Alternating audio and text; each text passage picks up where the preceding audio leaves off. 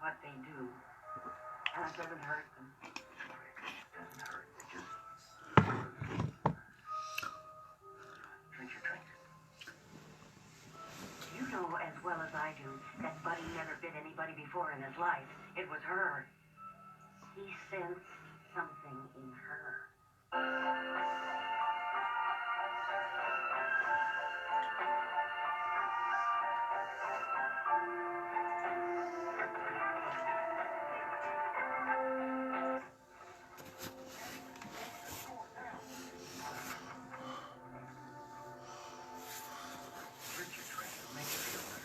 I'm telling you, there's something wrong with that little girl. And I don't just mean that she's autistic.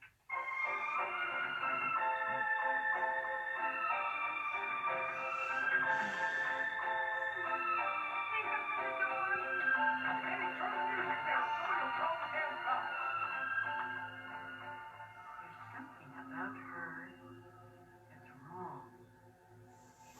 And Buddy sensed it. Dogs know. Oh, you bet.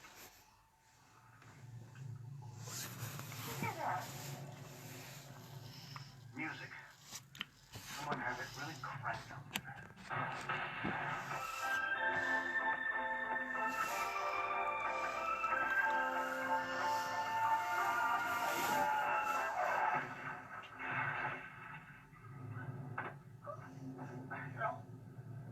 It's an earthquake. It's not coming from the ground.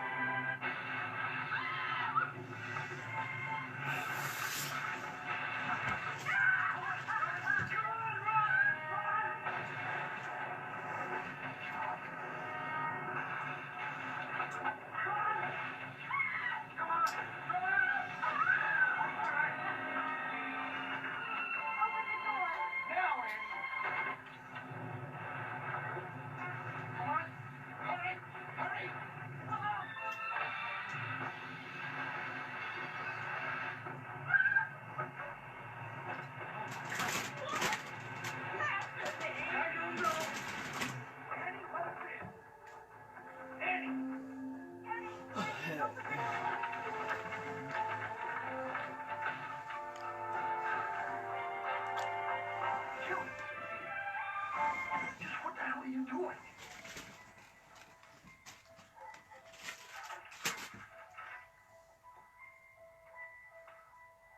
Sister, look at this.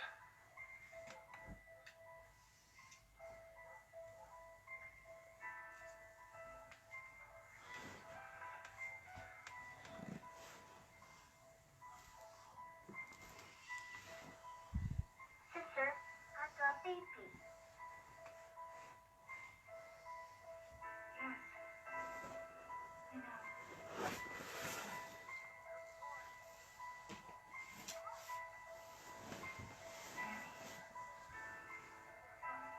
What have you done?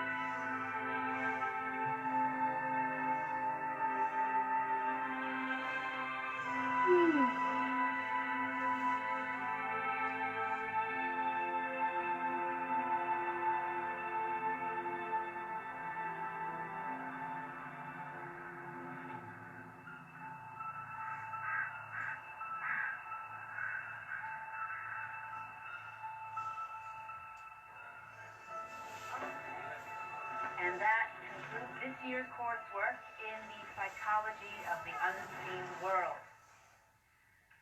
I would like to leave you with 3 thoughts, if I may.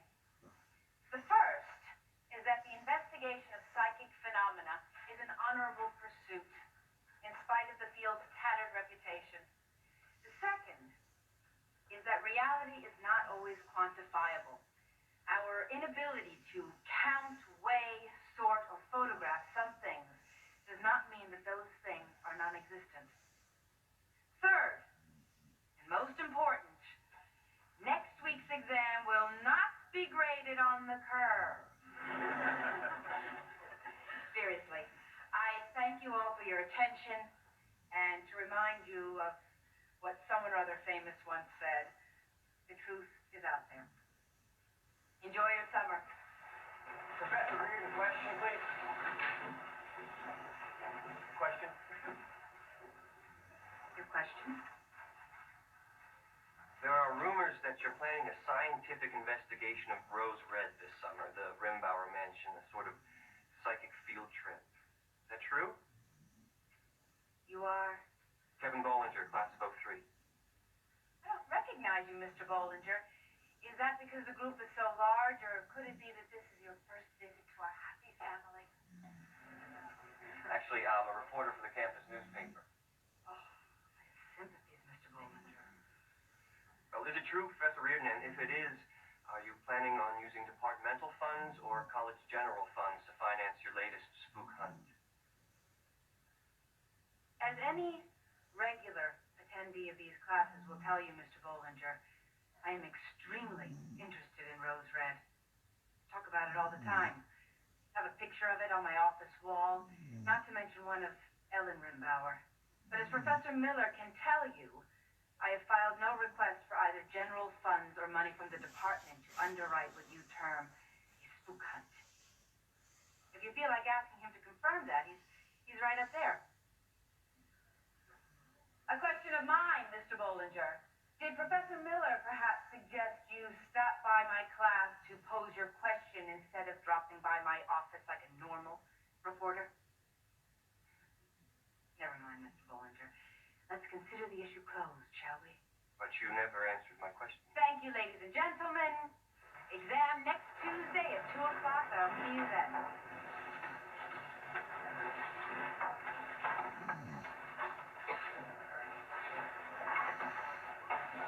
If I embarrassed you, Professor Reardon, I am sorry.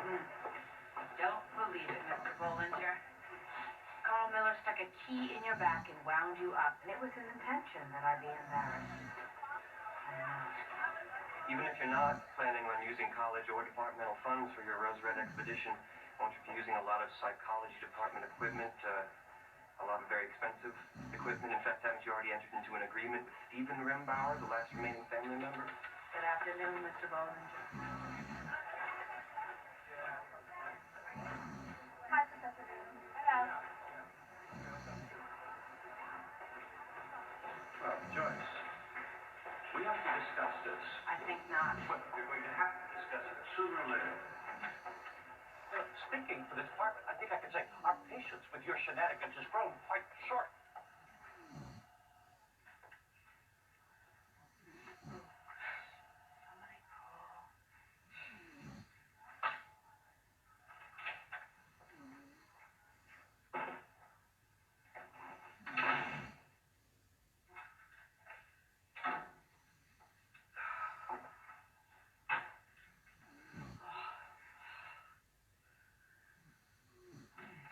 Professor Reardon, I saw you coming. I was wondering if we could discuss. Not now. My office hours are clearly posted. Can't you read? Oh, sorry.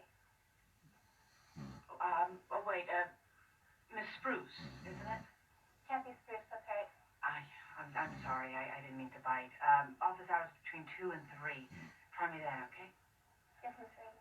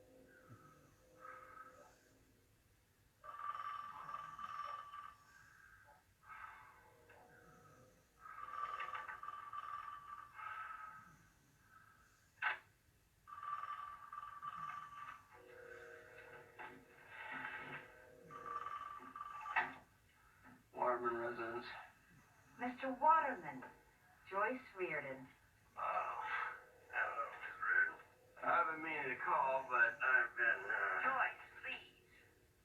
I've been kind of busy. Well, I understand, but I'm finalizing my list of participants for my little Rose Red field trip, and I'd really like you in. Have you thought about it? Rose Red is a dangerous place to conduct psychic experiments, Miss Reardon. Joyce, as I'm sure you must be aware. Well, with all due respect, Emery, Rose Red is a dead cell. I'm sure it is. You're not psychic. Well, I'm sorry you feel that way. I'll just let you get back to what you're doing, shall I, and move on to the next name on my list? I doubt there are that many. Not postcognates of my caliber. You might be surprised. Good afternoon. Wait. I didn't say no, did I? Didn't you? No. 5,000 is a trifle low. If you were to be offering a bit more, say 7,500, for instance. Mr. Waterman, Emery, please. 5,000 is my first, last, and only offer. And a generous one, I think, considering the fact that there have been no phenomena in Rose Red for 5 years or more. Since they stopped the tours and took away the fresh meat. Isn't that what you mean? Forgive me, but I find that ridiculous. In any case, the funding for this expedition is coming out of my own pocket. And 5,000 is all I can afford, so what do you say, Emery? In or out? All right, I'm in. But I warn you, if you want a videotape debriefing afterward, I get extra. That's fine, Emery. Memorial Day weekend. Mark your calendar. You send me a check, Joyce, and I will. Good day.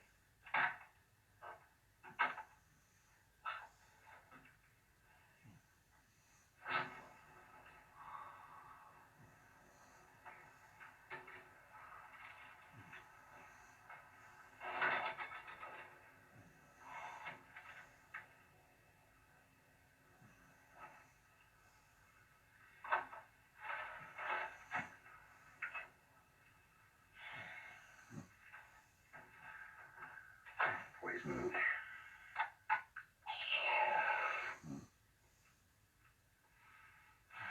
Just not.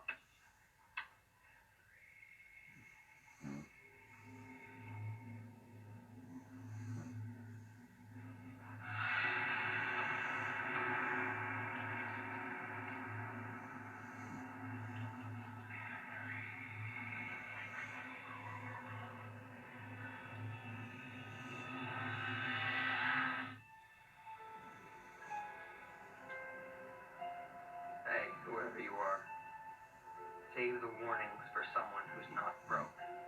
Okay?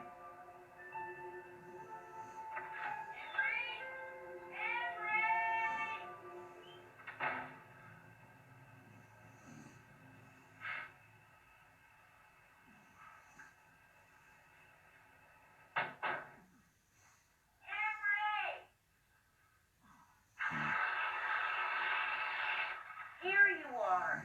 There's some more bags out in the car.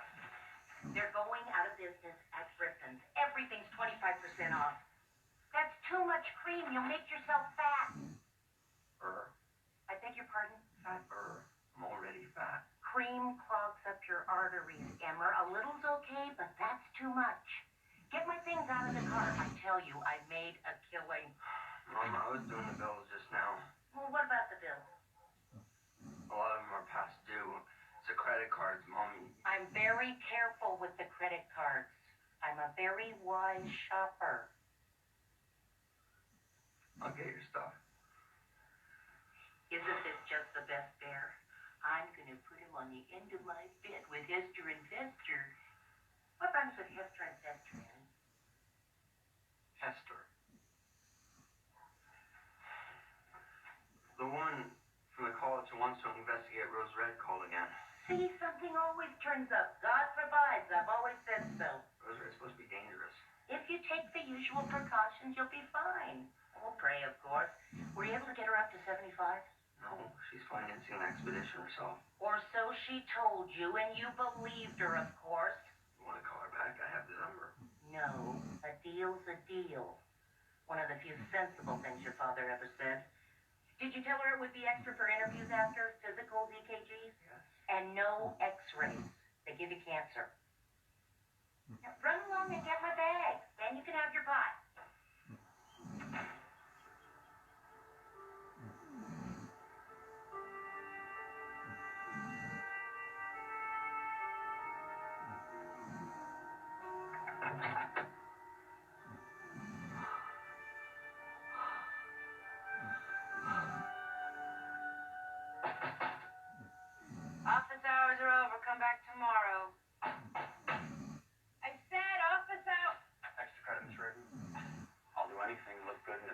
suit look great in one of those French maid's outfits. Idiot, and close the door. Teach, you are looking good today. Oh. The idiot wants to know how you're doing. Well, I won't lie to you. It's been a tough day. But I have a call to make, a very important call. So, Well, this is the Wheaton girl, the one you really want? her sister. Now, look, if you can sit over there and keep quiet, you can stay. But if you feel an attack of monkey shines coming on, then just go. Get out now. You know, that's pretty tough talk, considering it's my old family homestead you want to go exploring in. But I'll be good, Dee. I swear. I won't do that, sorry.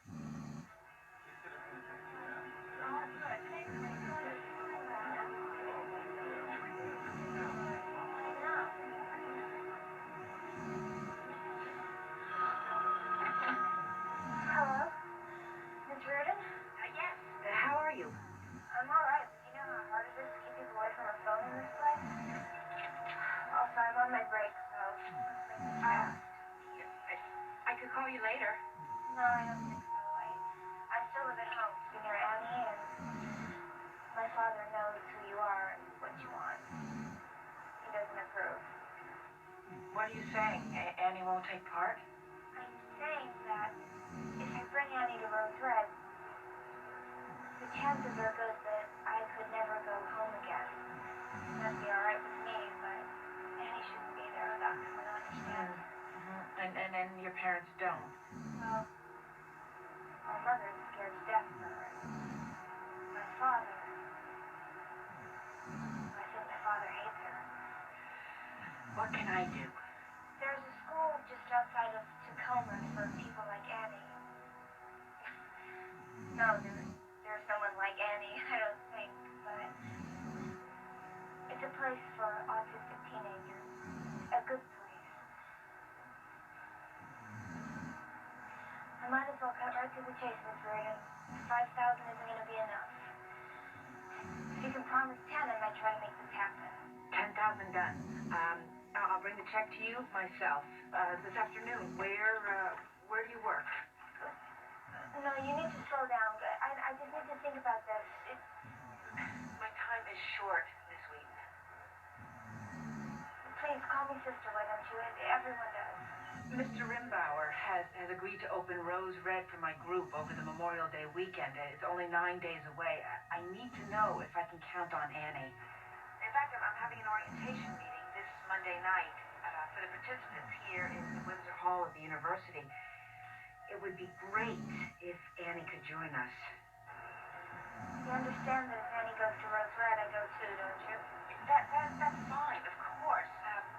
When can I know, Miss Wheaton? The sister. I might be able to scrape up as much as $12,000 if, that is, if you could make a solid commitment to the expedition right now. I can't do that. Goodbye, Miss Reardon. Wait, when can I expect to hear from you? I'll be in touch. Wait, the orientation, Monday night? I don't know. I don't think so. $10,000, 12,000. You know, I'm starting to think I sold the old family homestead cheap. You didn't sell it. You're renting it for a single weekend. I've got to have her. I've got to have Annie Wheaton. Why? I've got the makings of a good group here, but they're candles. Annie Wheaton is a searchlight. If anyone can wake up Rose Red, she is the one. I told you this before, Dean. Waking up Rose Red is not a good idea. I want Annie. I want Annie Wheaton.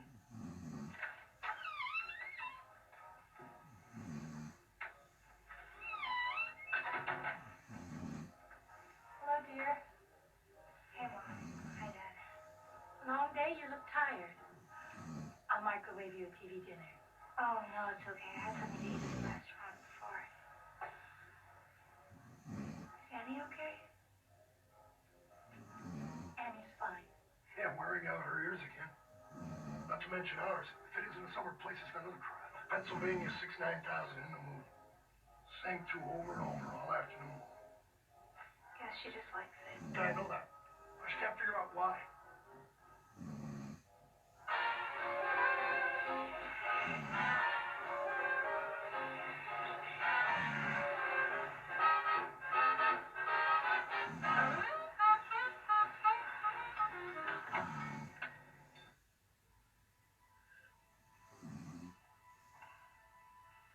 for small favors.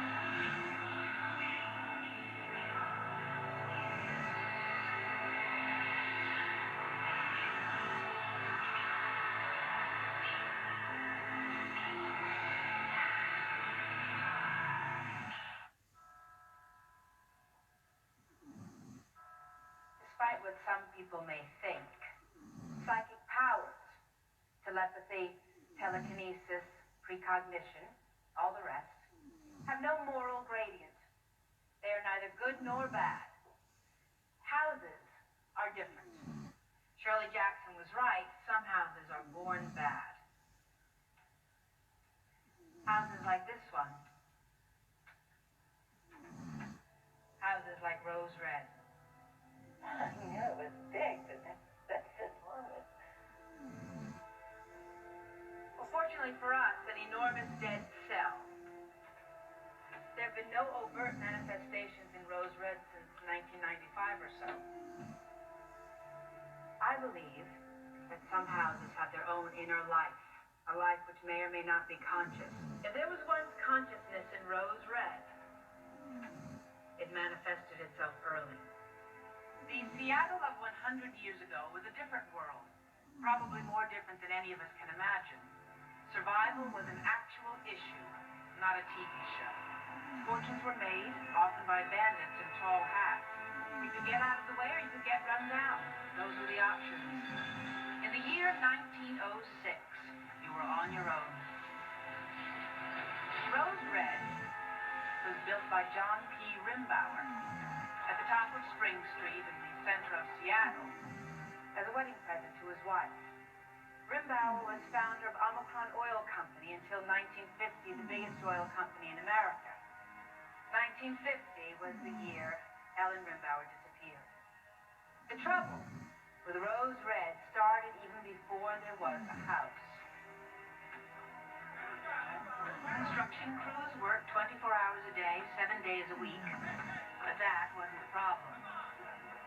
The problem was that even before there was a house there, that piece of ground seemed to make people mad. I mean, literally mad. The teamster made no effort to get away. Just dropped the gun on the seat of his wagon and went down the street to a Seattle saloon, which is where the police found him.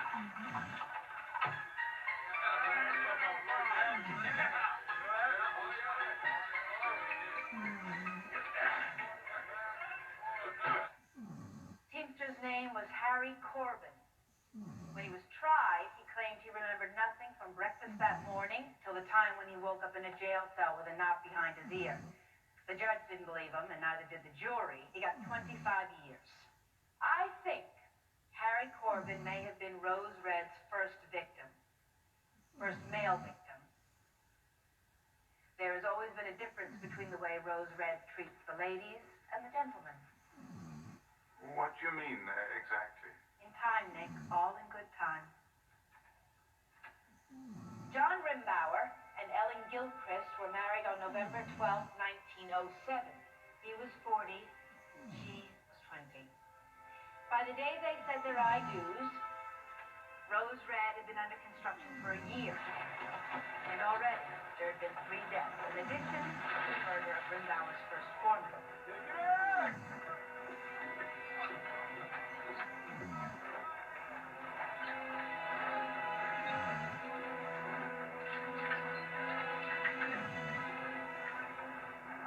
One man was decapitated by a sheet of falling glass. Another fell from a scaffold and broke his neck. And the third choked to death on a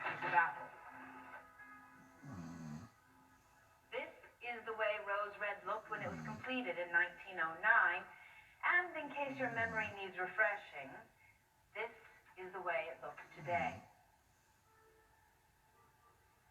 As if it metastasized. Rose Red has how many rooms? I don't think anyone really knows. You count on Monday and call it 74.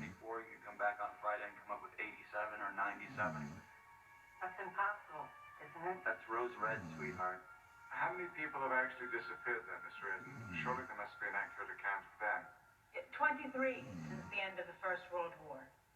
You'll forgive me if I say I find that almost impossible to believe. Of course you do. Anyone would. But I assure you it is true. 5 men and 18 women. Rose Red has always been particularly fond of the ladies. Please, remember, we are speaking of a house which has fallen dormant. Sure, because $5,000 isn't enough. When was the last disappearance? 1972, almost 30 years ago, and as I said before, there have been no observable phenomena since. Who was it? The last one? Anne, we've got a lot of ground to cover here. I hardly think we need to focus on The woman on the Historical Society's annual tour. She was with the group when they went upstairs.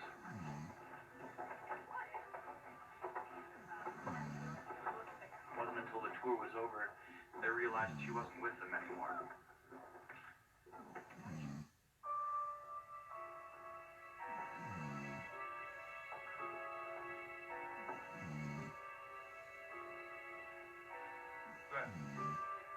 They didn't find her, but they did find her purse. Finished? Yeah. Thank you. The lady's name was Liza Albert. Since her disappearance, the house has been closed to tours. With no psychic energy for the house to feed on, it seems to have fallen into a sleep, then a coma, and now... It's a dead cell. Exactly. I wouldn't bet on that if I were you. Rose Red wasn't finished by the time John and Ellen got married, but they were in no hurry to set up housekeeping. They passed the time with an enormous leisurely honeymoon. They were gone a year. They circled the globe on liners like this one, the Ocean Star. John Rimbauer's favorite part of the Grand Tour was Africa. Ellen didn't enjoy it quite as much. In fact, she nearly died.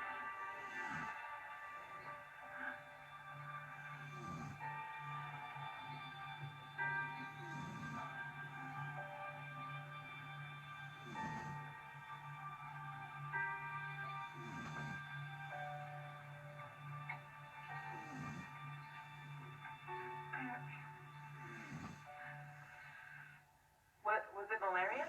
Probably not. In her diary, she called it an unmentionable disease carried by men and suffered by women. Doesn't exactly look prostrate with worry, does he? But with or without him, Ellen recovered, and when she and John finally took up residence in Rose Red, she was pregnant. January 1909, that would have been. John thought the house was finished.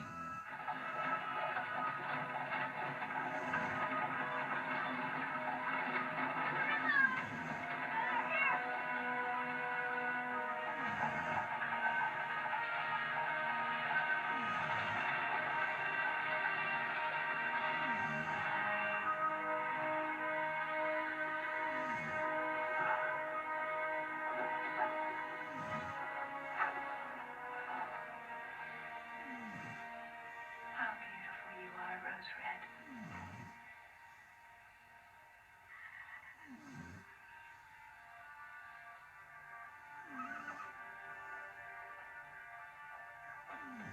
What he didn't know is that the house would never be done. Not in his lifetime, not in hers. What makes Rose Red one of the world's most fascinating psychic artifacts is that the house continued to grow until its death in 1995 or 96. Until 1950, changes and additions were made according to the will of Ellen Rimbauer. And her will, ladies and gentlemen, was iron. After 1950,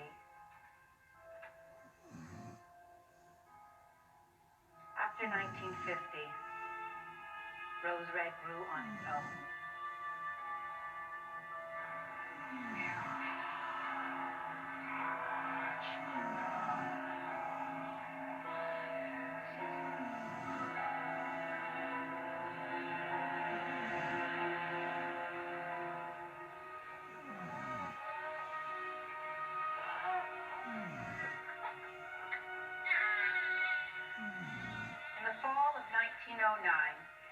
Rimbauer gave birth to a son. Grampy. Your grandfather, really? Yeah, I'm afraid so. In her diary, she wrote, I have called him Adam, for he is the first. Sakina, the woman who came back from Africa with her, saw her through the labor, which was difficult. In her diary, Ellen never refers to Sakina as her servant. First, she calls her my friend, and later, my sister. When Ellen gave birth to a daughter with a withered arm, she blamed her African sickness and her husband's sexual appetite. Although she wrote, in my mind they are one, to which she added, damn all men. John and Ellen's daughter was born in April of 1911, and April was what they called her. In the years following the birth of Ellen's daughter, Ellen became convinced that her fever, which recurred periodically, would kill her young.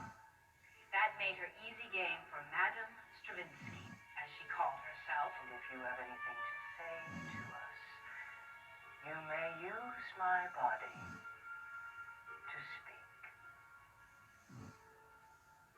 Give us a sign. Show us a sign. Not even Sakina could convince her that the old lady was a fraud. Beloved spirit, we invite you to commune with us. Show us a sign.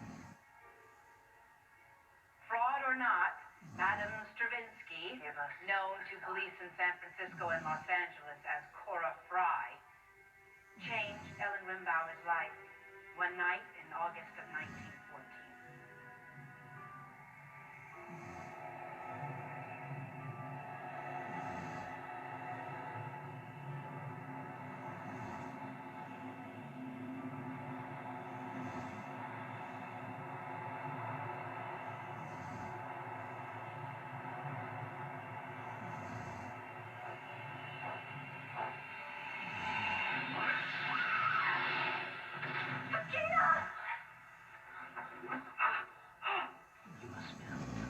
What did she tell her?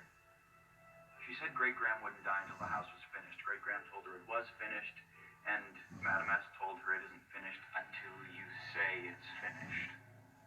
Until you say. Ellen took it seriously. Probably she was right to. Everything else aside, she never had another attack of her African fever. Oh, he was psychosomatic in the first place. Probably just PMS, right, Em? I wouldn't be at all surprised. A new wing, the first of many, started going up the next week. What did her husband have to say about that?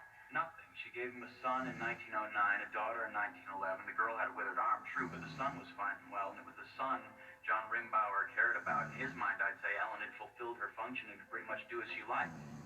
Would you agree? Yes. Besides, he had affairs of his own to tend to.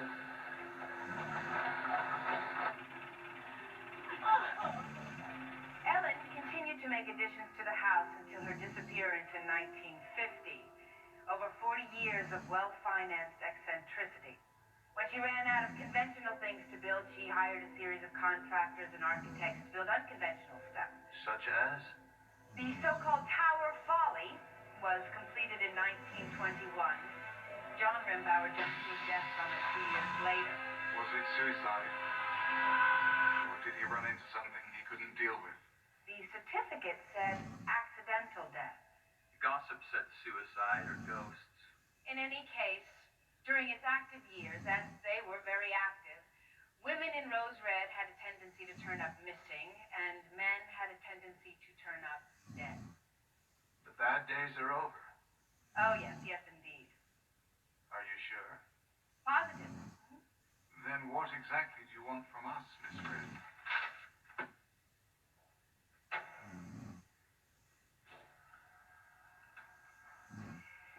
First off, let's all get on a first-name basis, shall we? That'll make things a little less difficult. This can be a difficult field. People either don't understand our goals or refuse to credit our findings. Some people are actively cruel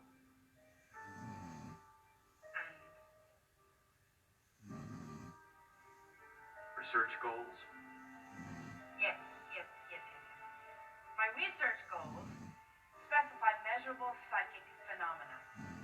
Hard data, in other words, telemetry readouts, and anomalous energy levels, primarily. I want readouts that even the most stupid, sarcastic, obtuse member of this so-called scientific department will have to accept. And if I get a little crazy on the subject from time to time, please forgive me. I put in a lot of long days. If Rose Red is a dead cell, how much proof can you expect to find there? If you apply electricity to the muscles in the leg of a dead frog, the muscles will contract hours after the frog has died. You people are my psychic equivalent of electricity. My goal is modest. A single twitch. One single twitch. If I get it, my reputation will be secure for the rest of my life. More importantly, together we can help legitimize a branch of psychology which has been treated as a poor relation for far too long. What are you doing here, Mr. Rimbauer? What are your special talents? Just protecting the family interests. I promised the eminent professor one good shot at the old family mansion, and then the developers await. Techstar condominiums, the future. You're gonna let him tear it down? It's a piece of history. Well, history don't pay no rent, and the kid is broke. Hardly the most noble of motives. Are we the team? The whole team? She hopes so. Beg pardon? I was hoping for one more, but that's starting to look iffy. If I have to make do with you five, then I'll count myself lucky. I'll see you this coming Friday at 2 p.m. sharp, and I'm sure it will be a Memorial Day weekend to remember. Now if you could all please come here and join me. I'd like to close with the circle.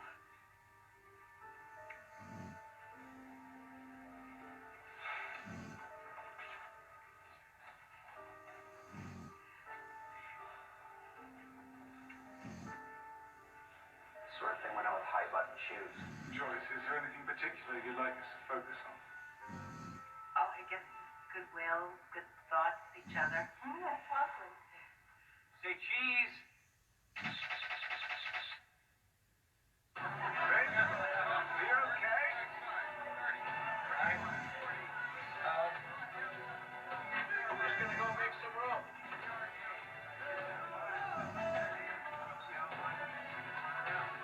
He looks a bit gray about the gills. No. Well, maybe half and last, but no more.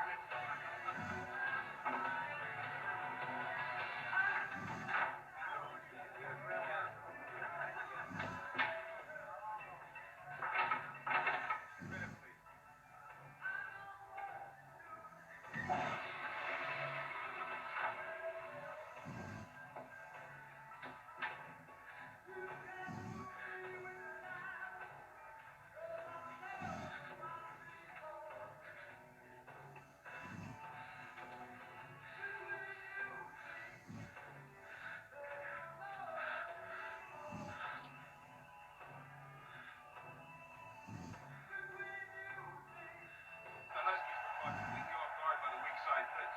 See here, the linebacker proudly starts to drop back into the flat and then rushes the quarterback. Nobody on the left side sees the They were too busy double teaming the all. Hello? Yes, hello. I'd like to speak with Rachel, please. Is she there? Who is this? I'd like to speak with Rachel, please. I know who this is.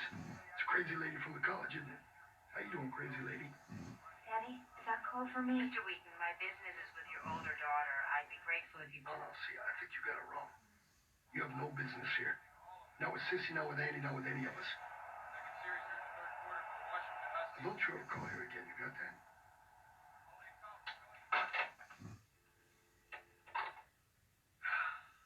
Daddy, that was my call. No, that was just some crazy lady.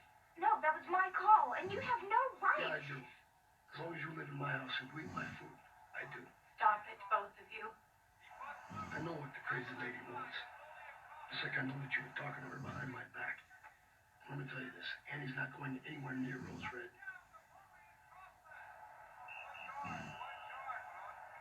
Mama?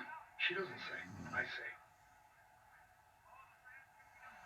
Mama, why'd you help me once? Please, just this once, will you please speak up? I've told you 1,000 times I won't take sides between you and your father.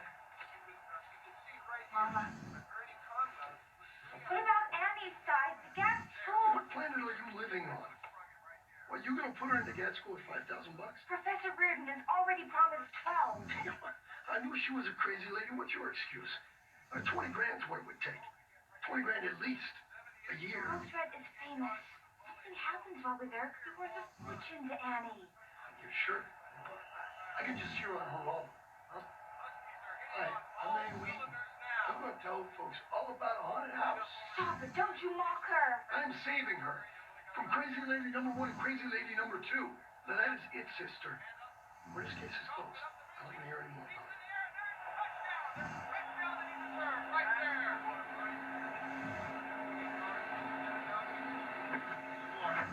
Name, appointment. I'm calling her. We're going. Coffin, Dad. We're not. Ready? The brief. Out.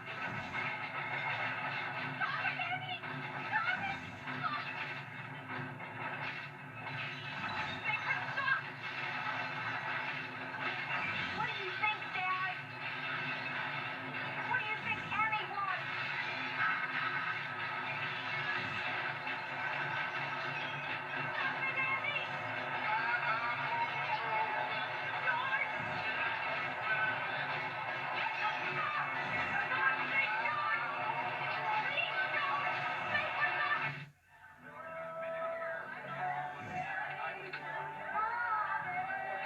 We thought you were lost.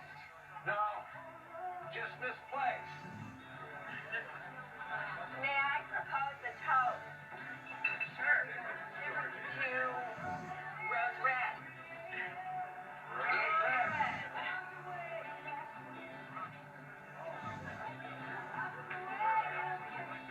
Joyce, she's looking, still hoping for one more. 6. 6 is a number.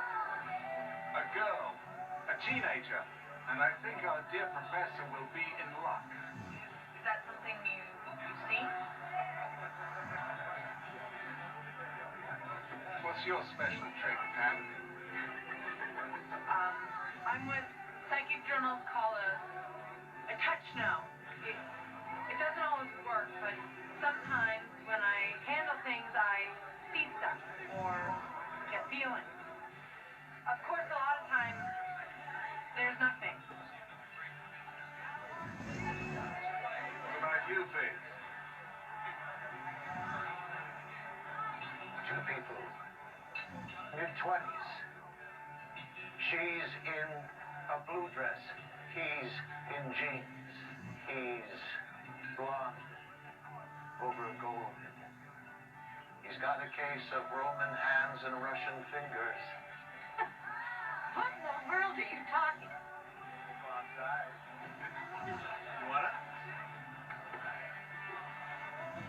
Très chic, n'est-ce pas? You're precognitive.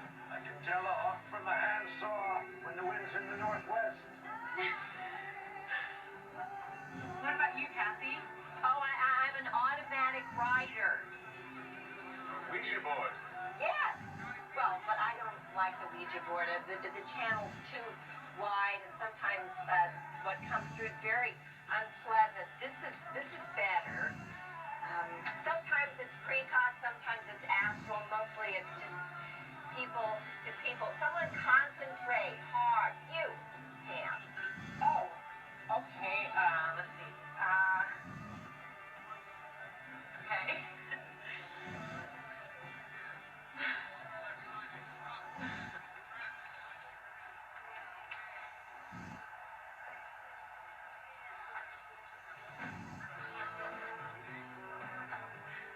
I guess it's not going to work.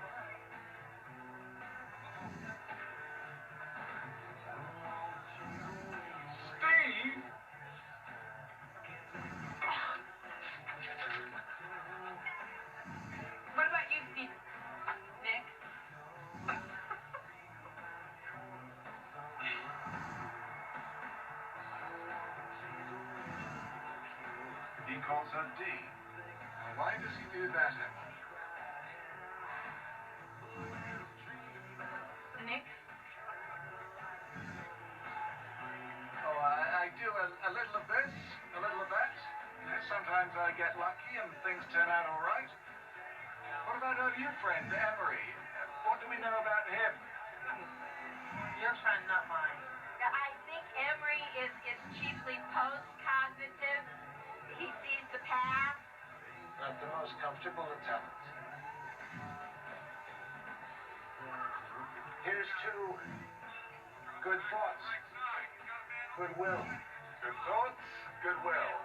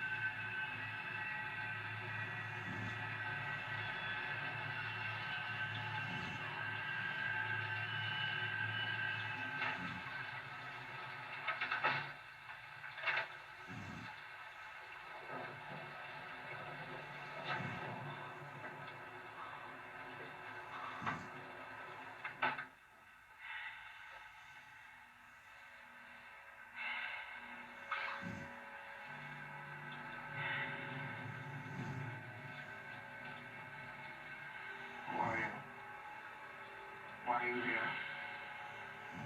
Where are you from?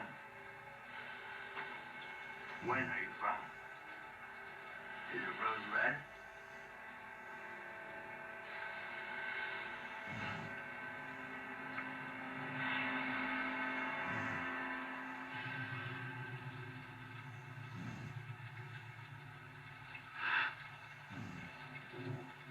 Read my lips. Save the warnings for someone who's not broke. Okay?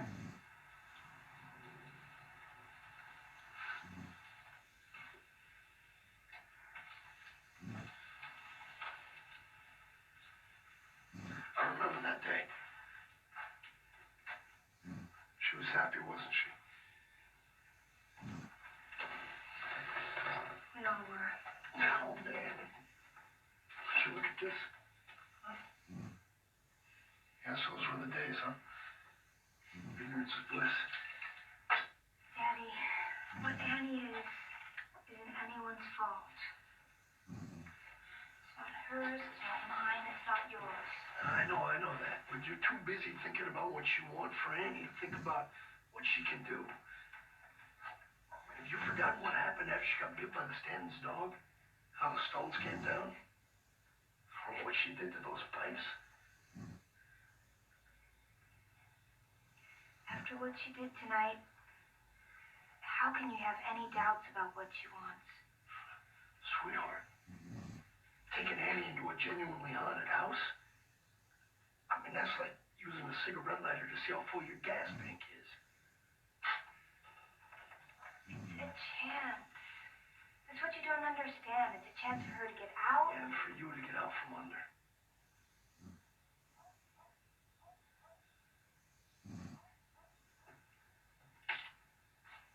I just want what's best for Annie.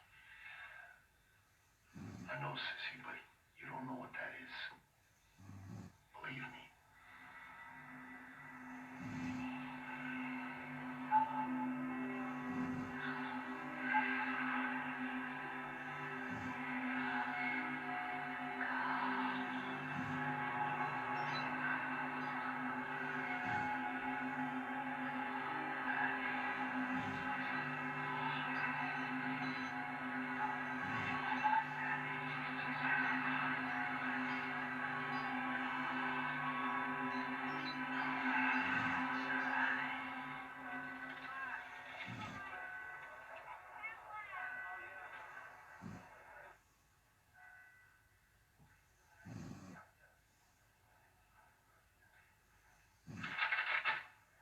Jamie can't do the same to the other 40,000 or so, hmm?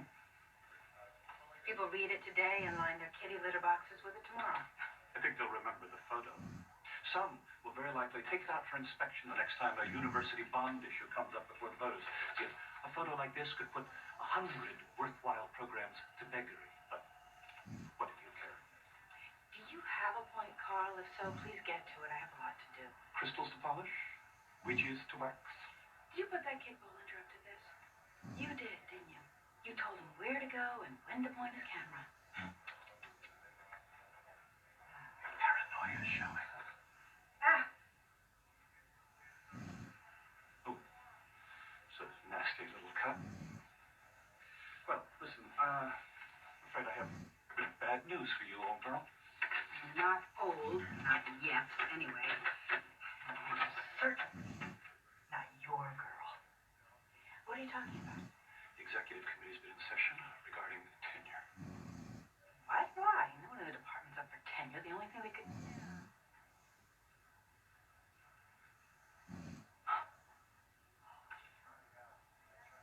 You really are a bastard. The committee voted 5-2 to revoke your tenure. They tried to contact you so you could attend the meeting. You'll find a message on your machine if you just check. I mean, actually, I'm surprised the spirits didn't tell you. See, the general consensus is it's time to stop the silliness. I will fight you every step of the process. And you'll lose. Your days of haunting the Windsor Psychology Department, to coin a phrase, are not quite over, but I'm happy to say they're numbered. When I come back from Rose Red with proof, you will... Oh, this is the rallying cry of crackpots and deluded religionists since the Stone Age. The proof is out there. This is sad, really.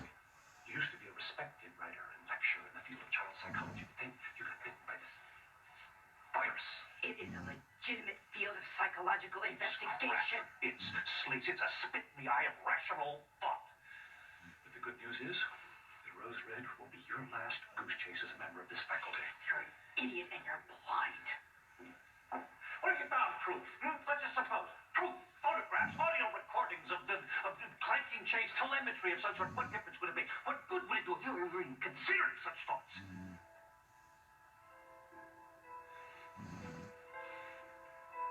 I feel remarkably well today, Carl. Despite all your crap. This is the world we live in and experience with our five senses. Skin, smooth and rational. Every cause has its effect, and every effect can be predicted with the right database at hand. But there's a world under that world, Carl. Blood under the skin. That's what rationalistic asses like you never see. It's a world that's liquid instead of solid, hot instead of just warm. It is a world full of misery. You don't like it, do you? No. So don't give me your bull about bond issues and busted programs. You're afraid of what's under the skin. But I'm not. Do you hear me, Carl? I'm not. You needed me something. Oh, yeah, that's what it comes down to, doesn't it? The bottom line. You're afraid of catching something. Go on, get out of here. Go wash your face, and then you can trot on down to the infirmary and get an AIDS test. Well, the semester's over. You're done here. You hear me? You're done here. You finished teaching. I'm going to see to it. You're crazy. You're totally insane. Good deal, boy.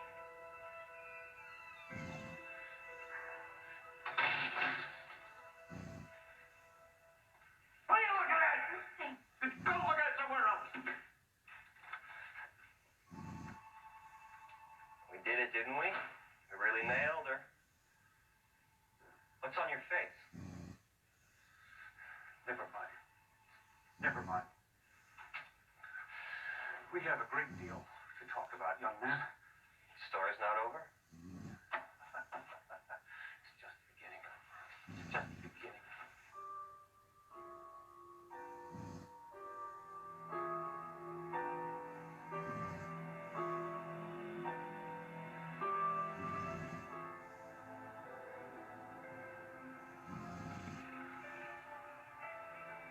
From the Department of Questions Better Not Answered, if a tree falls in the forest and no one hears it, does it make any noise?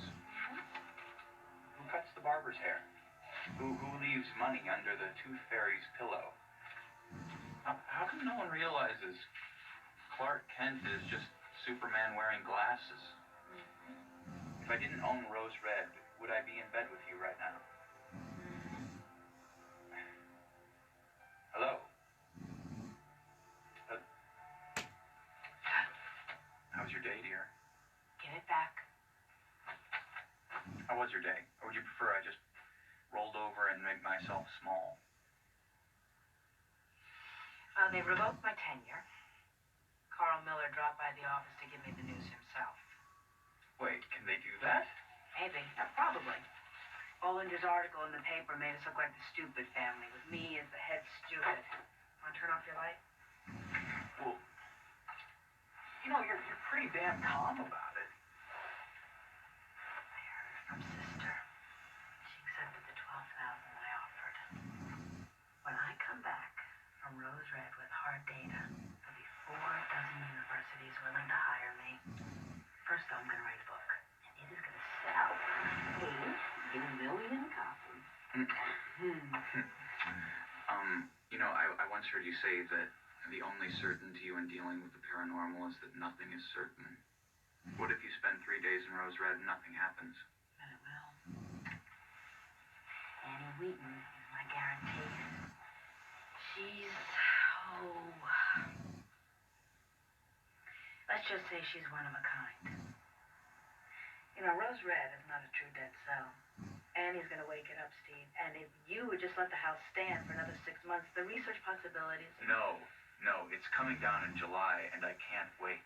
I cannot wait. How can you hate it so much? It eats my relative. Or, I'm sorry. Did you miss that in your research? It's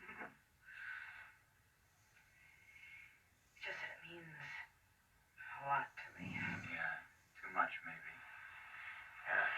I'm gonna need some downtime when this is over. Some serious R&R.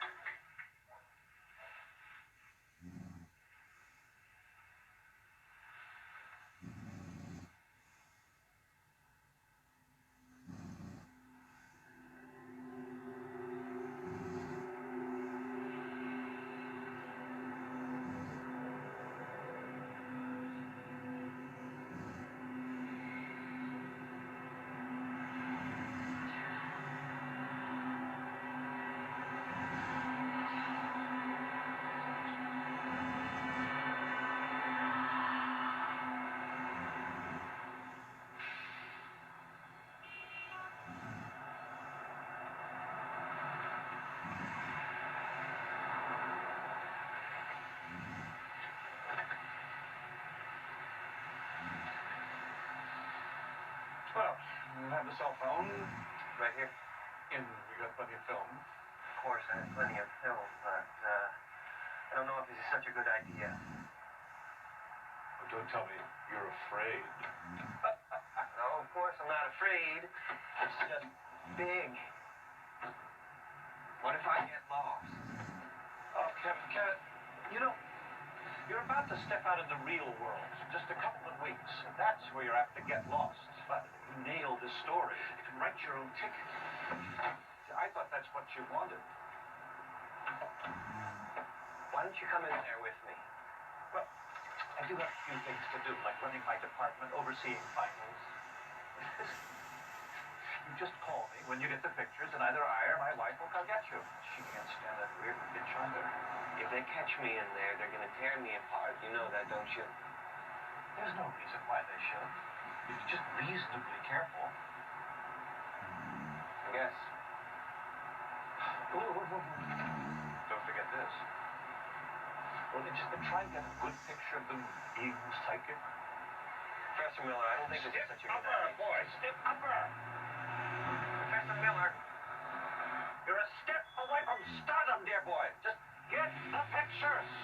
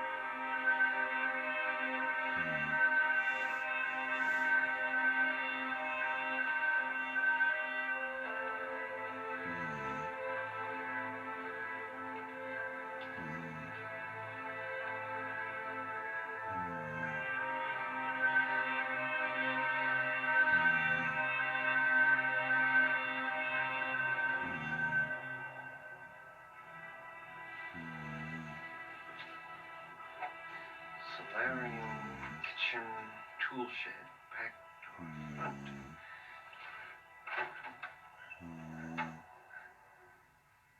Oh, hey, I thought this house was empty. You would be Mr. Bollinger, I believe. The reporter. Yeah, I'm Bollinger, but how did you know? Come in, sir. You expected.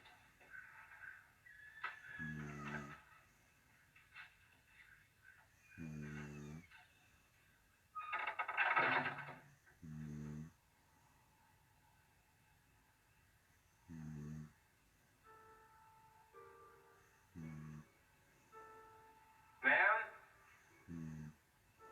Where are you? This way.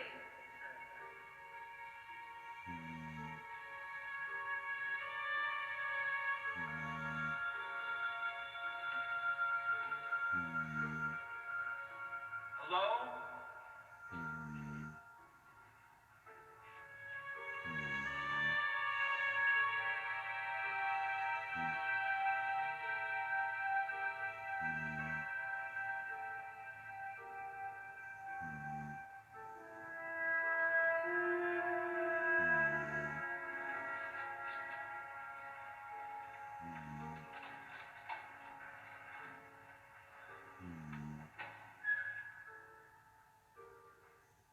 Hello?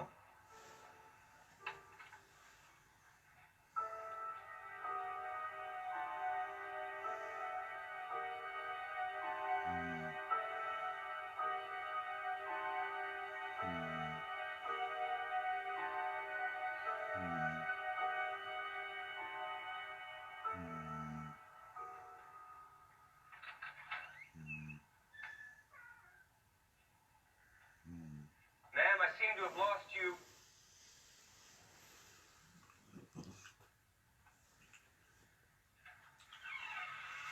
Ma'am?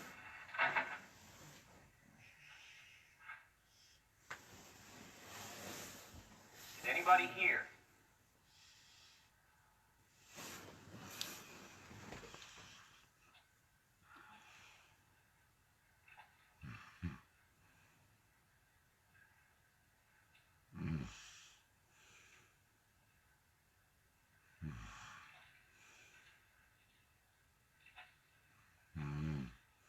Ma'am?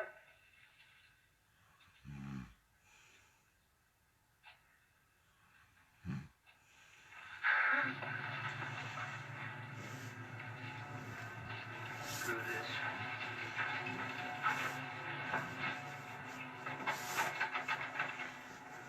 Okay, very funny, but I want to leave, all right?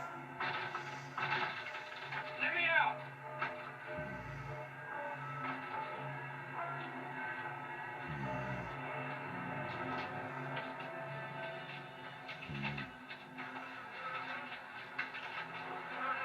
Hey, I could use a little help in here. I'm in the greenhouse.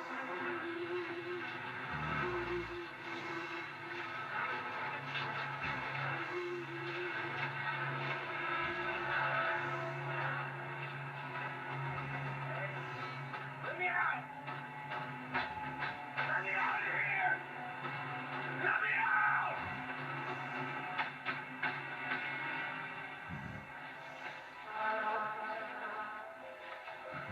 Come out of here.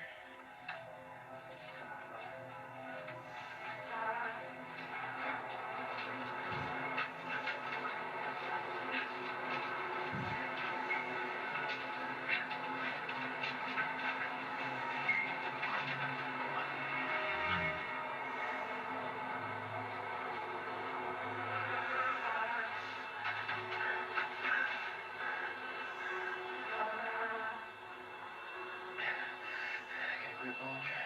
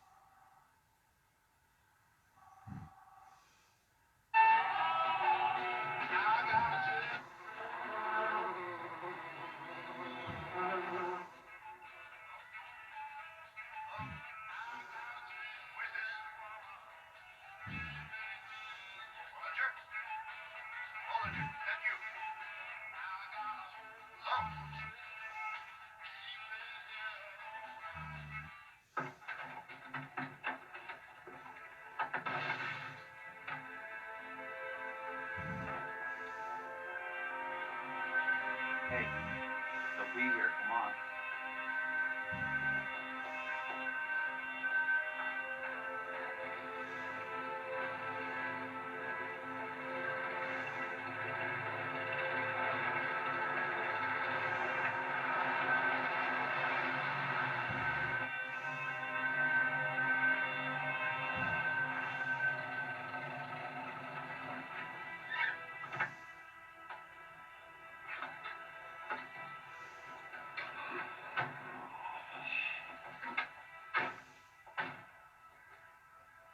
Wait!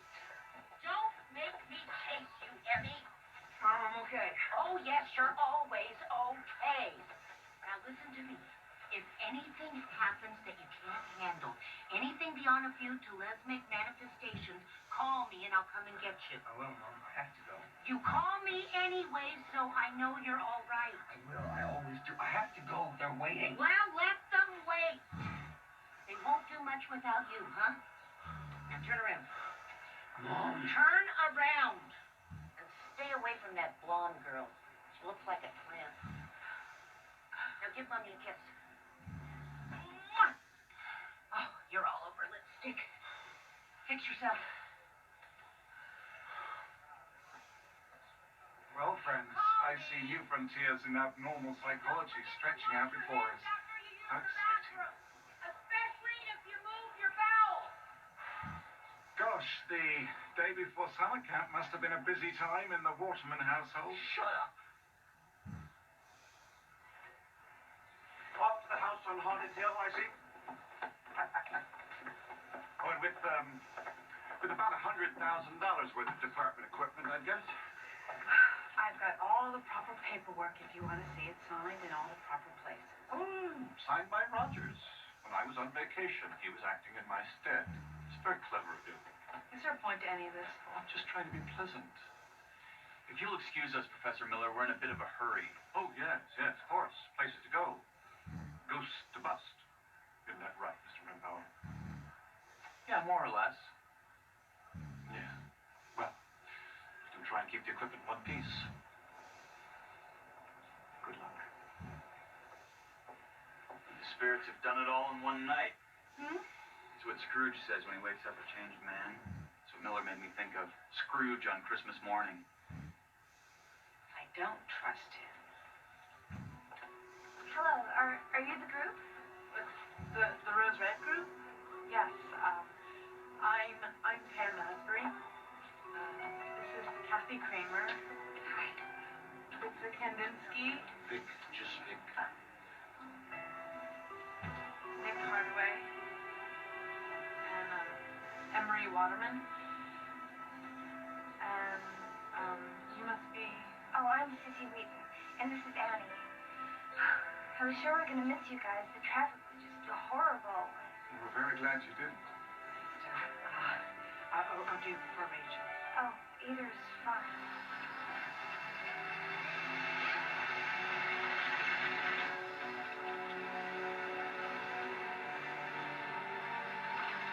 Oh, stop it, Annie. Just quit it. God, she's retarded. If you keep your psychological evaluation in Sweden to yourself, then we won't ask you any embarrassing questions about your relationship with your wife. Chin chin. Folks, I think we're ready.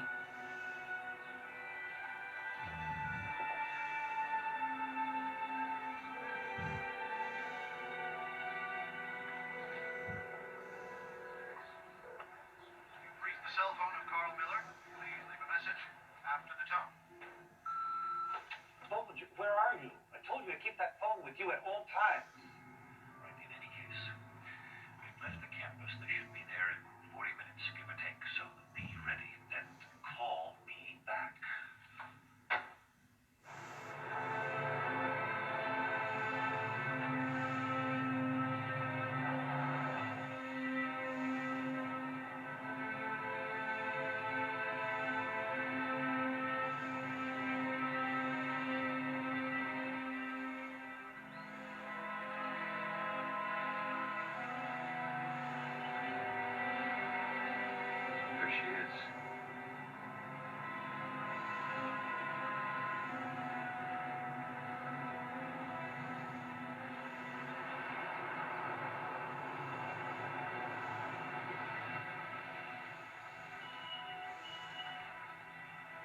seems to be looking at him.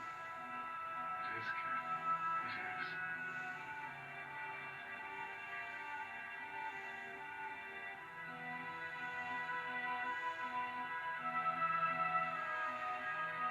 Steve. Mommy? Where are you?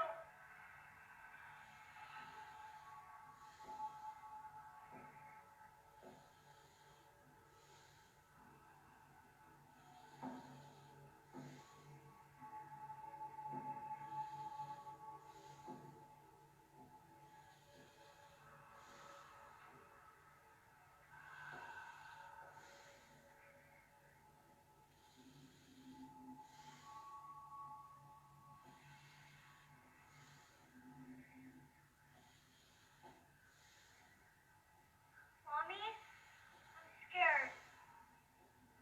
Where are you, Mommy?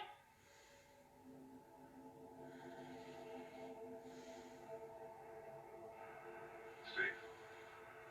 Steve, you okay? Huh? Sure, fine.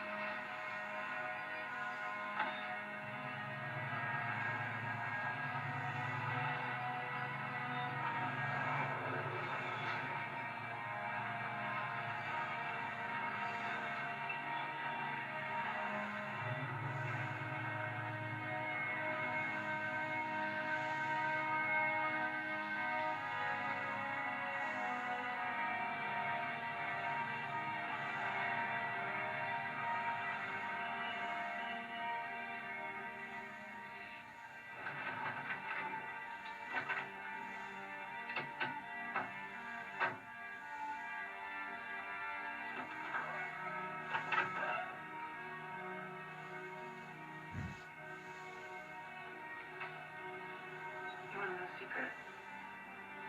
I've never done anything like this before, and I'm pretty much scared to death. Be not afraid. Only believe. Actually, we're lucky most of the electronic stuff was delivered and installed earlier this week. What are these? House plans, probably about as useful as a 14th century map of Africa. And here, of course, a coil of rope. How you doing, sweetie? You okay?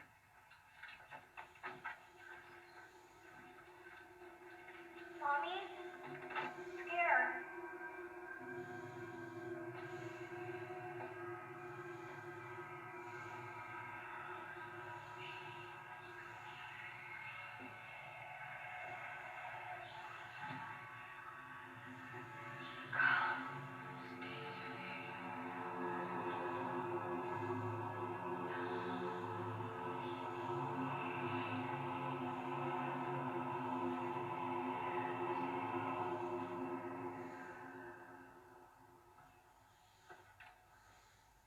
What is it? What can you hear? Steve, It knows we're here.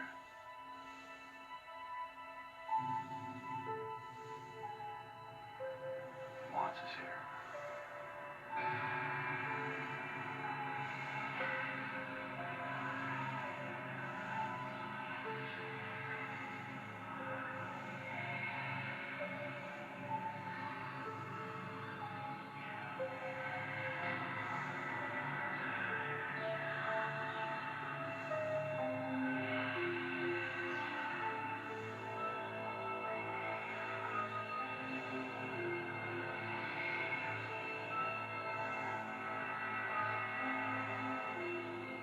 God help us, it wants us here.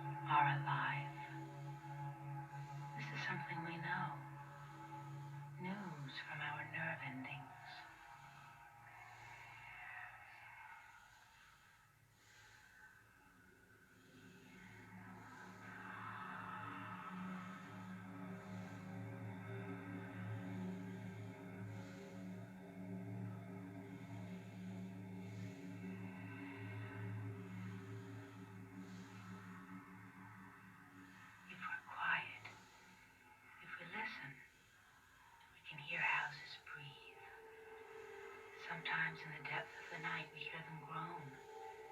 It's as if they're having bad dreams.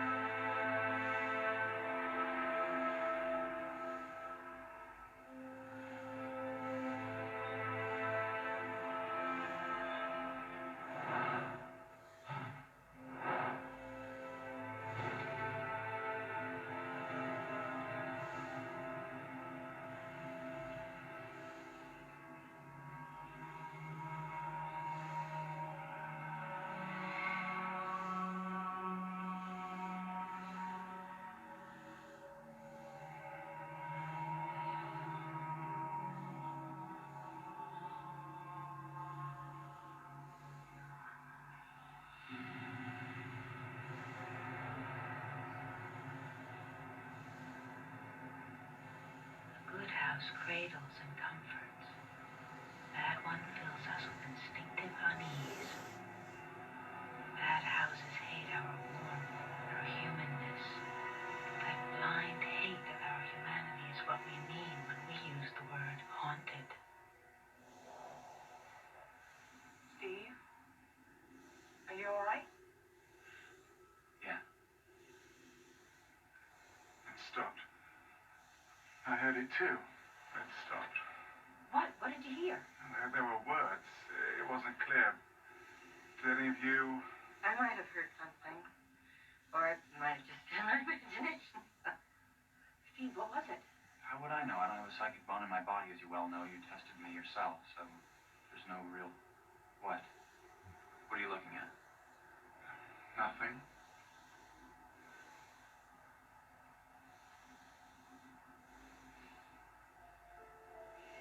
Pam! Can you come here?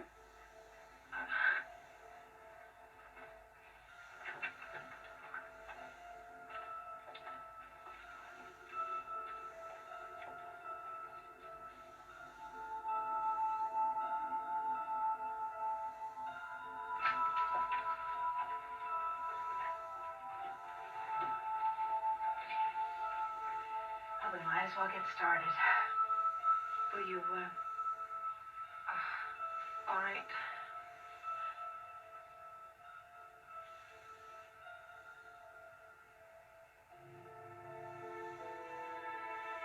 Bevis, old boy, why don't you come and give us a hand? It seems to be the butler's day off. Don't call me that. Come on. For $5,000, you can at least carry a couple of boxes, can you? I will not be paid for my services as a porter.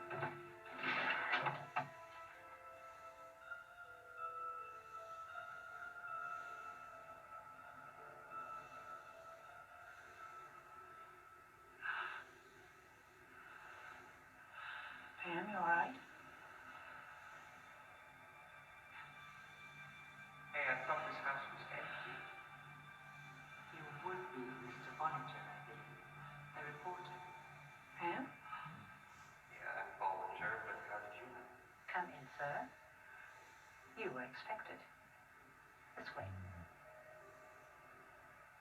Come in, sir. You were expected. This way.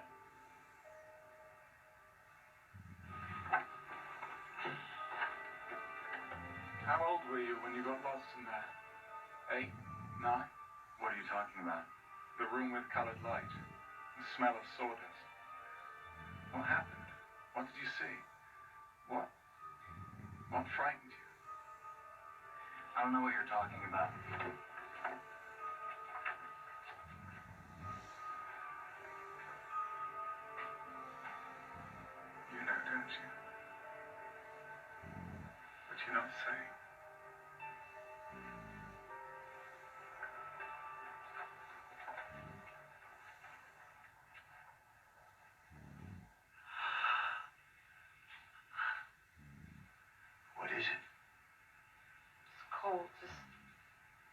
Cold metal, that's all.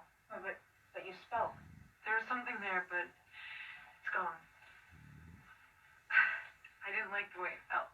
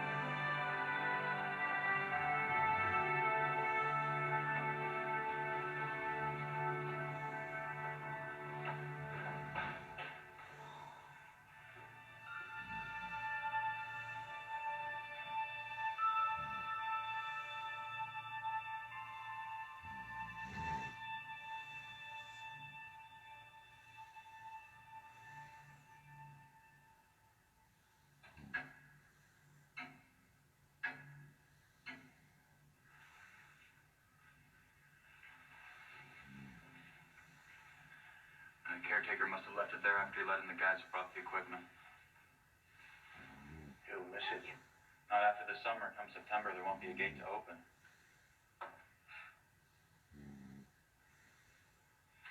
There's a flashlight for each of you. I suggest you keep it on or near you at all times. Yeah, the power's fine most of the time. And if it goes out, I don't suppose looking for the fuse box does much good. Nope. Neither is calling Puget Sound Energy. What about your equipment? Well, if the power goes, everything in mine switches over to batteries. I think we better get started.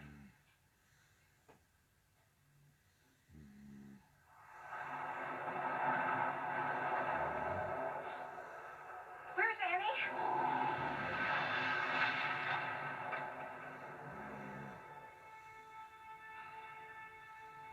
She's wonderful.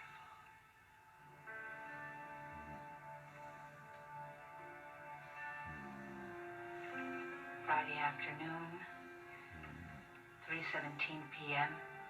We've just experienced our first paranormal phenomenon, a phantom draft.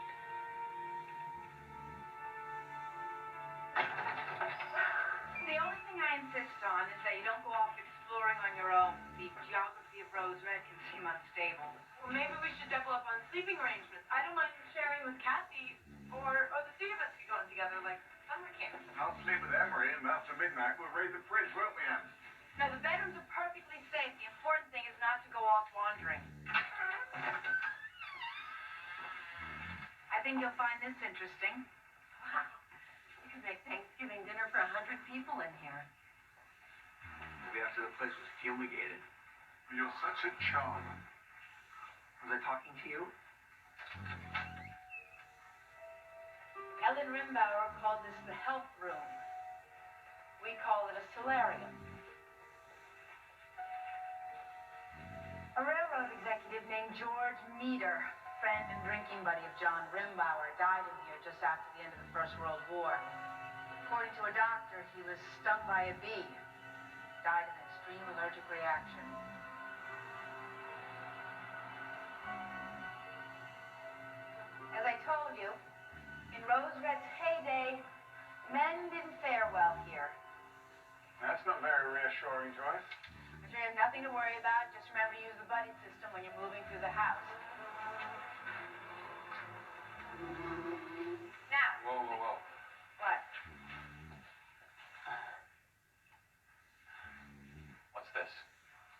may take or leave that, too. I doubt it. Well, then who? Press redial and see who answers.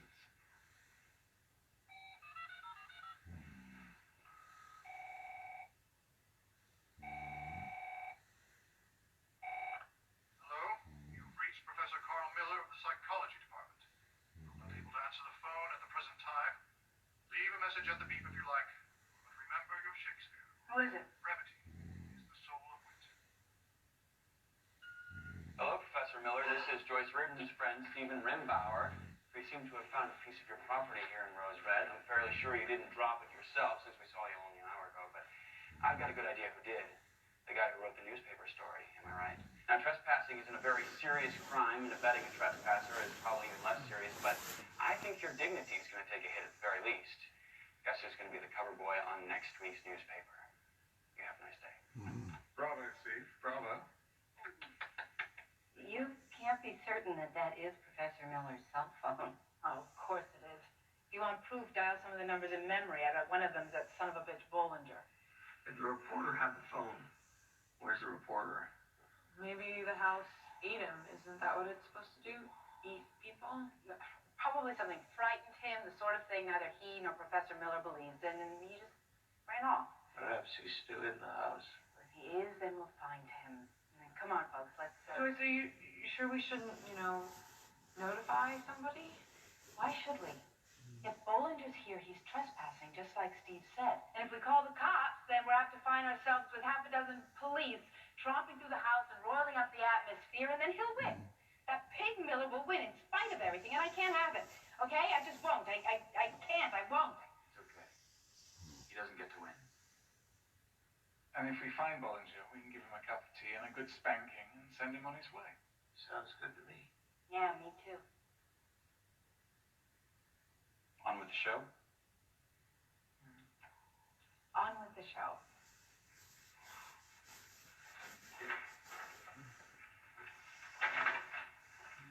It's a pity no one kept up those fines. Yeah, well, there hasn't been a full-time groundskeeper at Rose Red since Omicron oil fell off a big board a quarter century ago. I believe we're lingering in the kitchen because Joyce wants to tell you about my great-aunt April. Go on, Joyce. Are you sure? Sure, I'm sure. I mean, that's what we're here for, right? Besides, it was all before my time. Go on. April was 6 years old when she disappeared.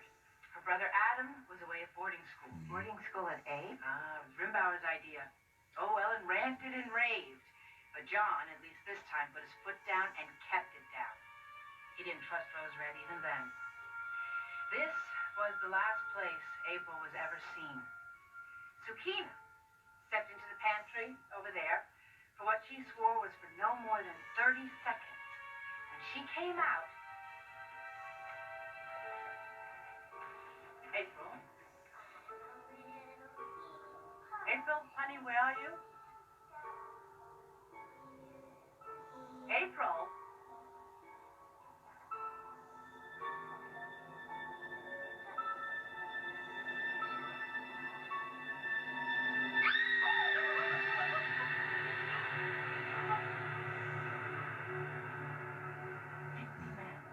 Searched the house and grounds. They found nothing. Not so much as a lock of hair or a thread from her dress. Great-grandfather was convinced Sukina had something to do with it, so he had her taken downtown.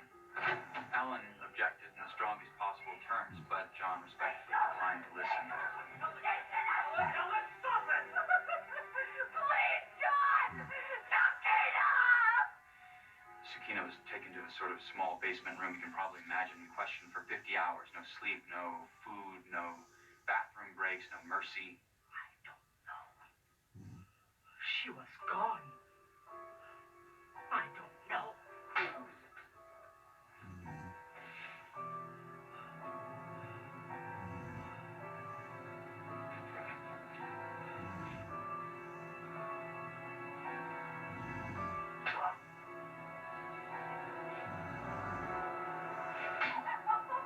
In the end, she convinced them that she didn't know anything about April's disappearance, but it cost her. It cost her 3 teeth, a broken nose, and a broken wrist. Eventually, Ellen's maid was allowed to return home again. I mean, the only home she had left, anyway. So when do we get to go upstairs? Or that's where the really weird stuff is. No time like the present. Come on, everybody.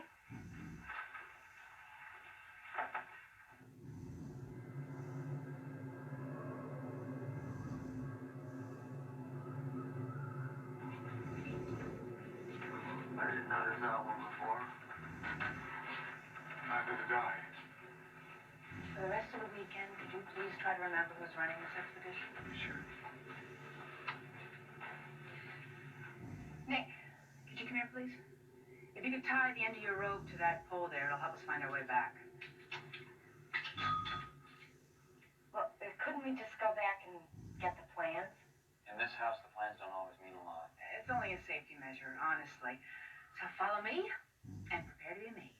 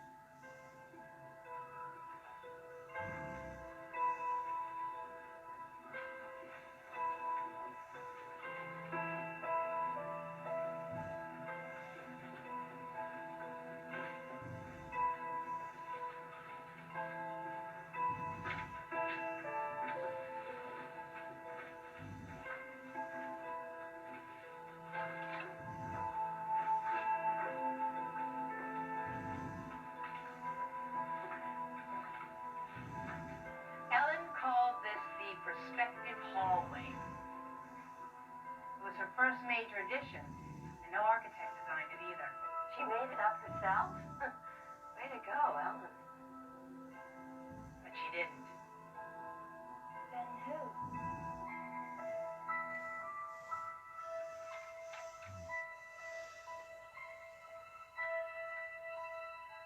Sukina, Her maid? her companion. It's so wild, like something in a funhouse. Oh, making my stomach turn. I guess they're pieces built in perspective. Camouflaging the real doors was Great Gram's idea. She didn't want to spoil the illusion.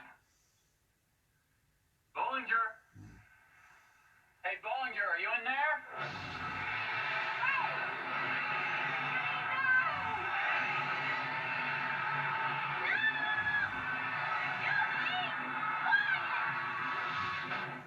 You wanted this place to wake up. I'd say you've been successful in that regard. Who screamed? I know Does what. she ever get assertive, or does she always waffle like that? House. She doesn't talk much, but Sukina was the But she first says person she to hear is. Rose Red scream shortly after April disappeared. Yeah, I'll In the say. mid-60s, a team of scientists, one of them a geologist, spent some time investigating Rose Red and heard the house scream several times. They recorded a couple of them. Actually, although on tape they don't sound very impressive. What did they conclude? That they were hearing the sound of underground water. Perhaps amplified by the old water drainage pipes that run under this part of Seattle. Underground water. People faced with these sort of phenomena tend to protect their belief systems ferociously. This hallway was the last place Ellen Rimbauer was ever seen, you know. They moved in on January 15th, 1909. Ellen marked the occasion each January 15th by wearing the same white dress she wore on the day they arrived. For many of those years, Ellen threw a party on January 15th, and everybody who was anybody showed up. Politicians, hoodlums, sports players, stars. When the actress disappeared, the party stopped. well, finish telling us about old Mrs. Rimbauer. She disappeared on January 15th, 1950. She was 70. maid saw her and wished her good evening, and she swept by as if she didn't even hear her. That was the last anyone ever saw of her. Come on. Lots more to see.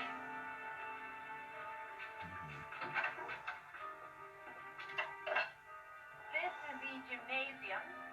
You'll notice that although the exercise equipment is out of date,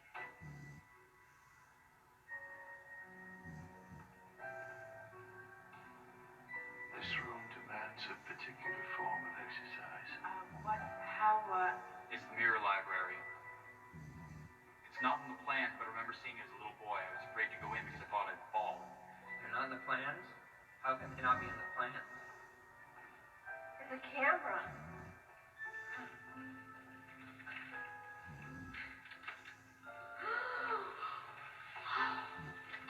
Not good.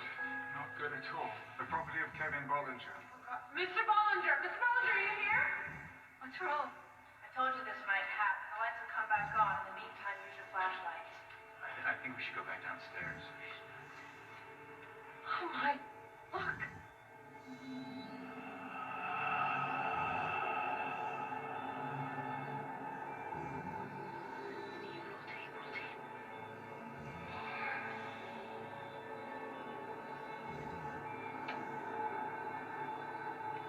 Annie, no. Annie, don't touch it.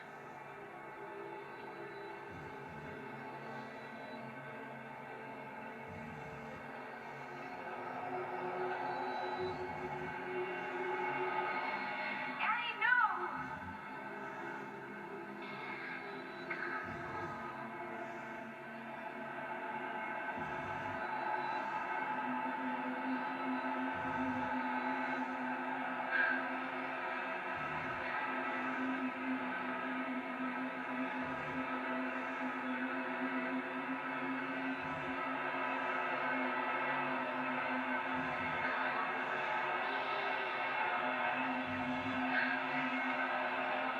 Smoker! Somebody's gonna smoke her!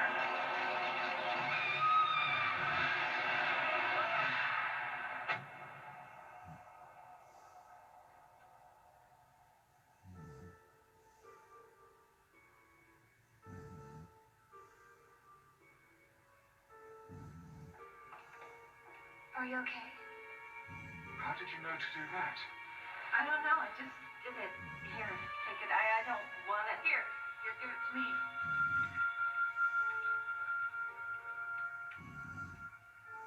Try to get some pictures. A picture of being psychic. What's that supposed to mean? I don't know. I think it's somebody talking to Bollinger. I bet I know who. Is Bollinger alive? Can you tell?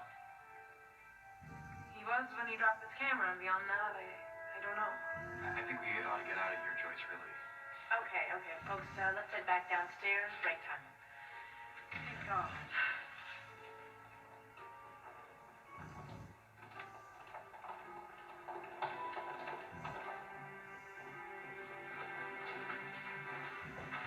Wait. It's not the same. The hallway. No, nonsense. No, he's right. We should be going back the way we came, but we're not. What in heaven's name is that? Steve, what's going on? The building started again. You wanted to wake the place up. Now you got what you wanted. But whose building? And what? I don't know. You're lying. No, I'm not lying. Is it too hard to remember? Or too frightening to remember? It's gone. Stopped. Then I suggest we go downstairs before it starts again.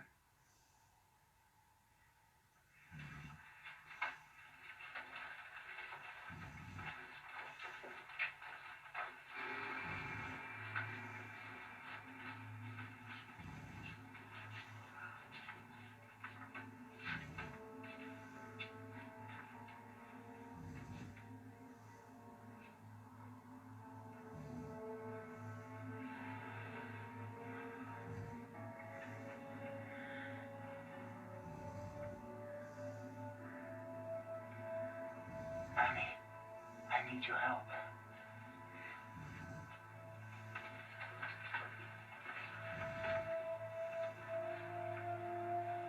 Put your hand here. And push from here.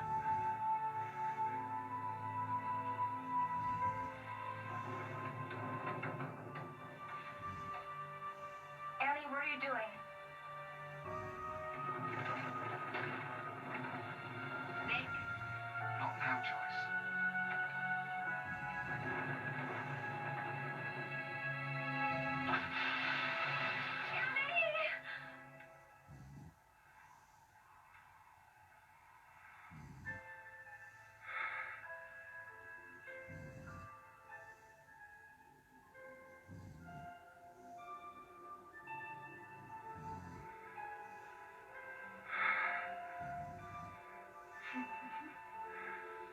That wasn't funny.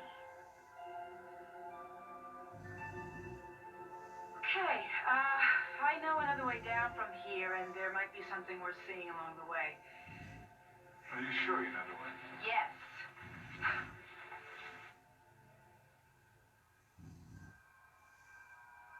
Oh my God.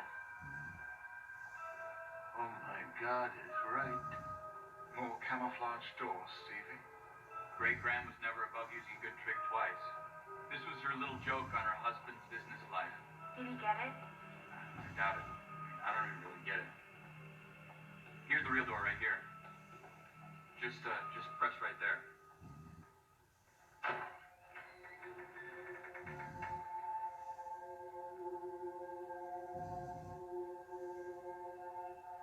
This house has everything but chow.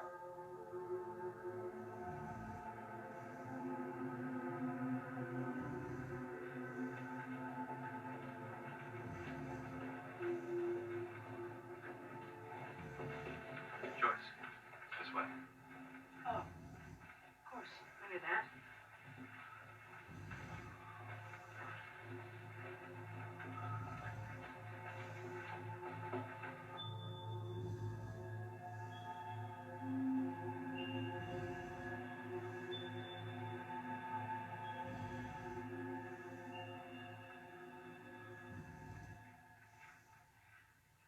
Better, Emery? Nothing, I guess. Too much mayo in the crab meat. What do you want, big boy? Bare-breasted nymphs to kneel at your feet and offer you delicacies from silver platters. You stop it right now. Stop harassing me. There's a difference between joking and harassing. Did you never learn that? I learned plenty in high school, believe me. From guys like him. And you. Come on, give it a rest. Emery, I may be able to provide you with something like better in a little while. Tell us about the actress, Joyce. I've always been a sucker for celebrities. Well, that's her. On Ellen's Wall of Fame.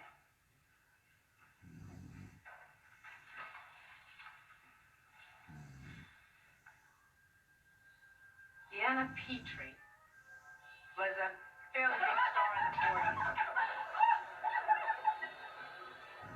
Musical comedies mostly. She could dance, sing a little, and she was sexy as hell.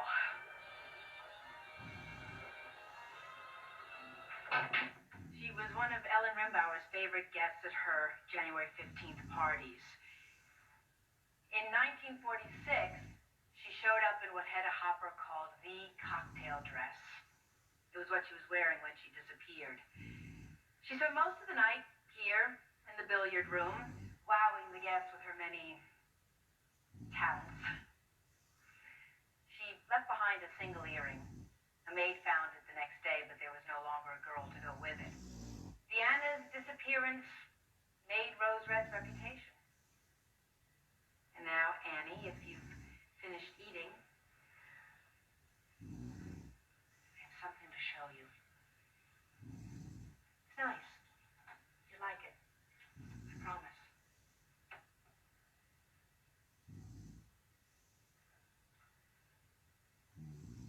It's okay.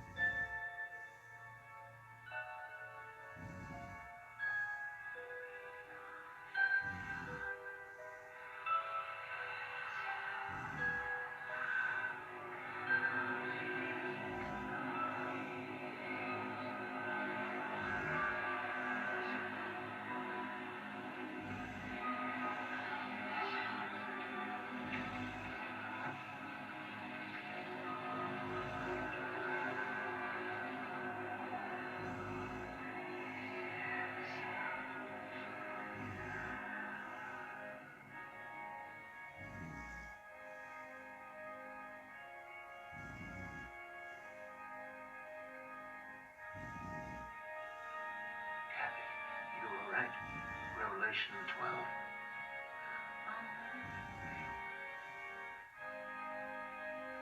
No corporal presence in 6 centuries. No psychic pulse. Emery, are you thinking of dressing for dinner? You tell me. Read my mind.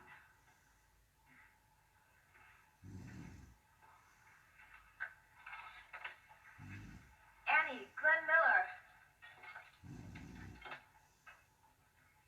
That doesn't work. I tried it while I was setting up. Sorry, Annie. Ah, Joyce? no, it's all right.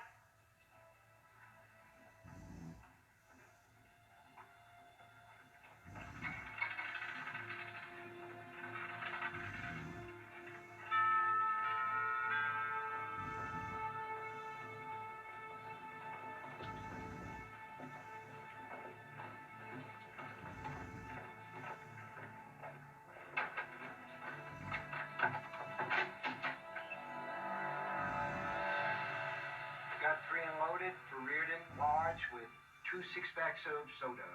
Yep, thank you. Told you there might be something you'd like better. Loaded. Excellent.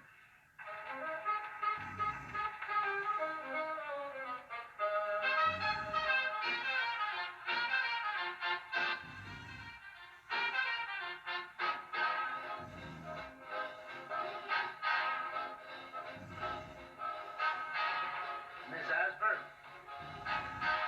May I? Okay.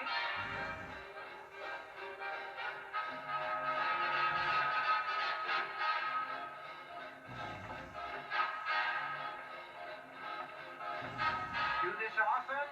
Every chance we get. How much? Hey, this is some place, huh? Is it haunted? Yeah. There goes a delivery man who asked me stupid questions and never escaped.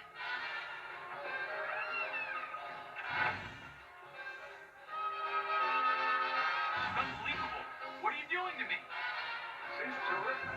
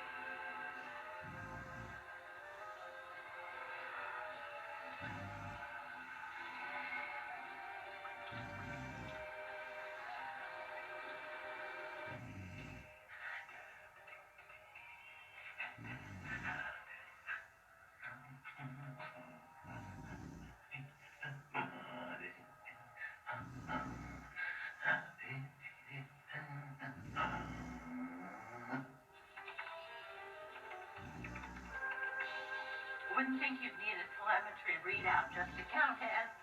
Not human one, certainly. I'm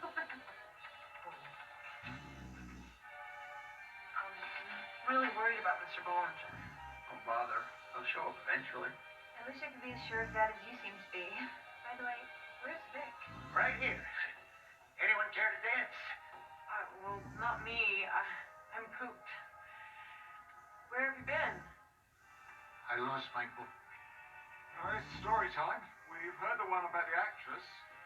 Tell us about Rimbaugh's partner, Mr. Posey. Remember that seance I told you about? Starring the famous gypsy psychic, Cora Fry. Yes. That was 1914, and the war in Europe was heating up the American economy. Omicron oil was in clover, money was rolling in, and John Rimbauer was tired of sharing it. So in October of that same year, he gave Douglas Posey the bum thrush. According to family legend, Uncle Posey had a taste for cowboys. He liked chaps in chaps. Was he into roping or branding? Probably a little bit of both. John Rimbauer bought him out at distress sale prices. He was told never to come back to Rose Red, but he did, once. And that was in 1915. John was in Europe, and Adam and April were at home with their mom.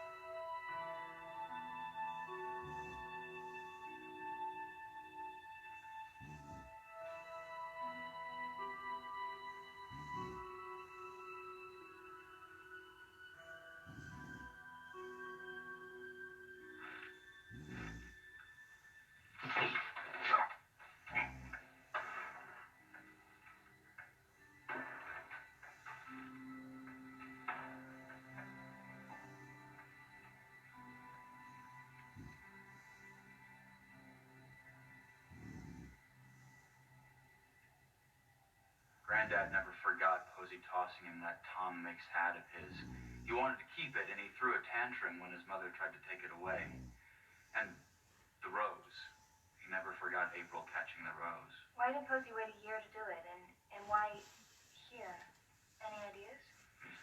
If you wanted answers, you came to the wrong place. Following the suicide, John and Ellen kept Adam out of Rose Red as much as possible. And as I told you, he was at boarding school when his sister disappeared. They knew damn well that something was very wrong here, even then.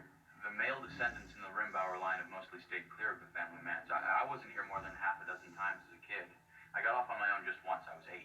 Wait, I thought your father... No, my father hated this place. He was afraid of it, but it was my mother who brought me. I forgot until today.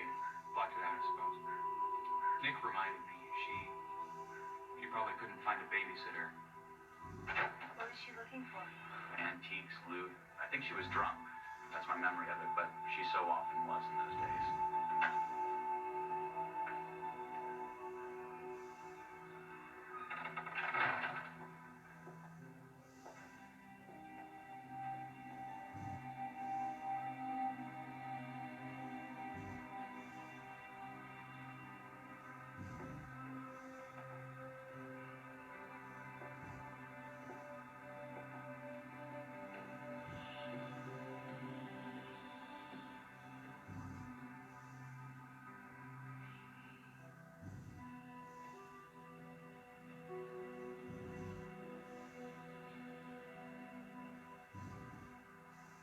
I know she and Dad were broke.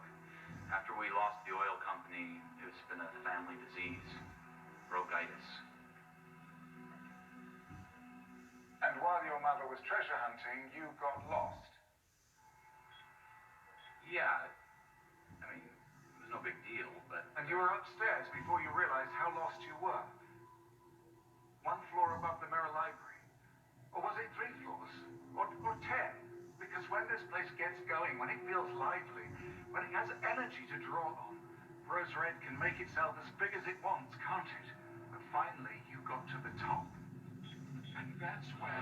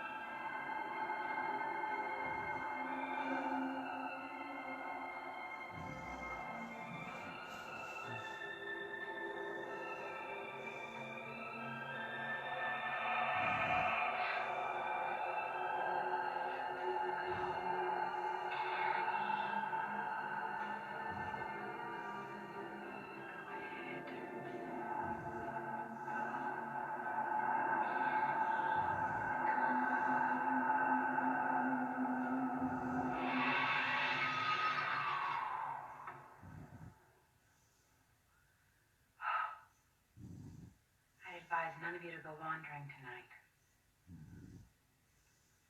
You'd agree, wouldn't you, Steve? As a matter of fact, I would.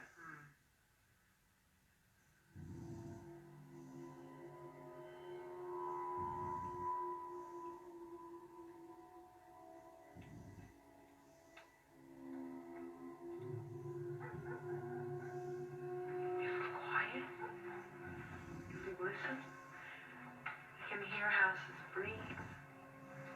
Sometimes, in the depths of the night, you can hear them groan, as if they were having bad dreams. Could I ask you something? Of course, Emery. Will you come to bed with me? Look, isn't that your mom? That's not my mother. That's just an old... Pam? Pam, what are you doing? Say she to me.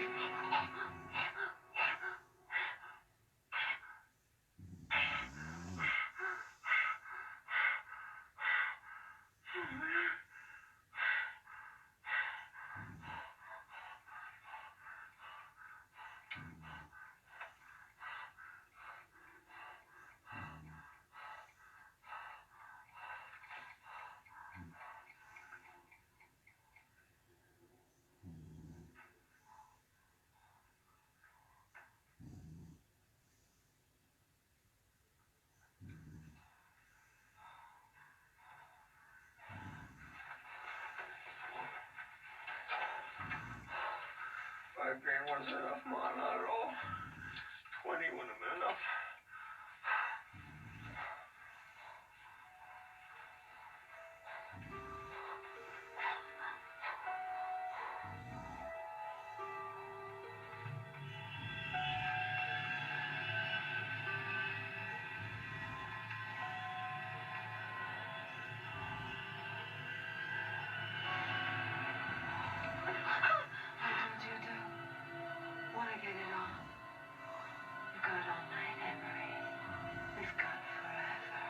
Not there.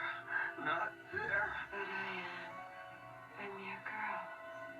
I'm your dream girl.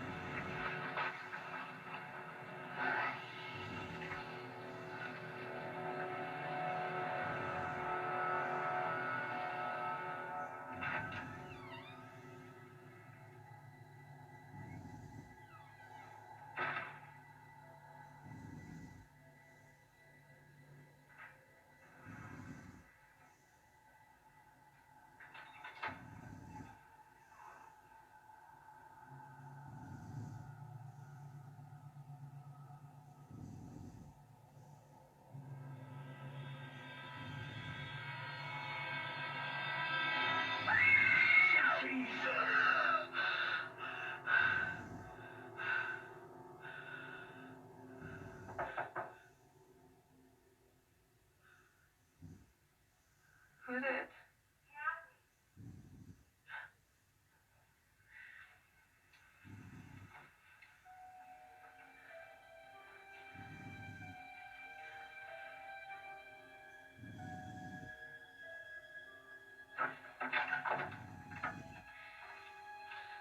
Come on, hurry up.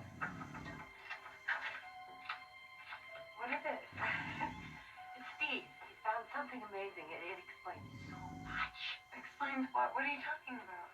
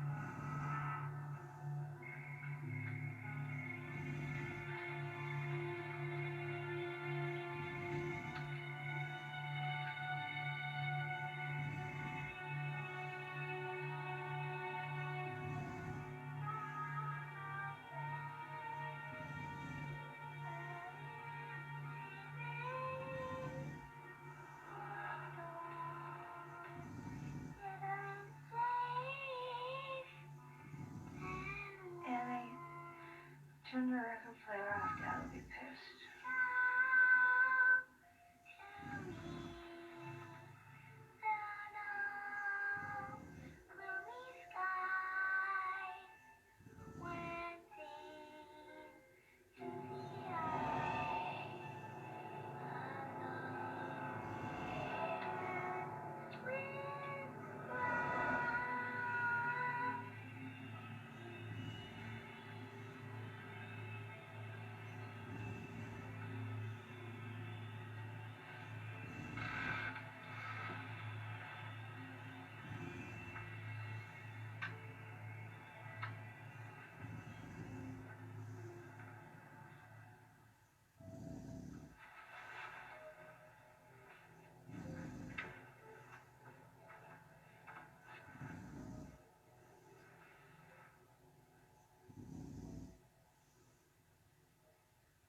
What is it?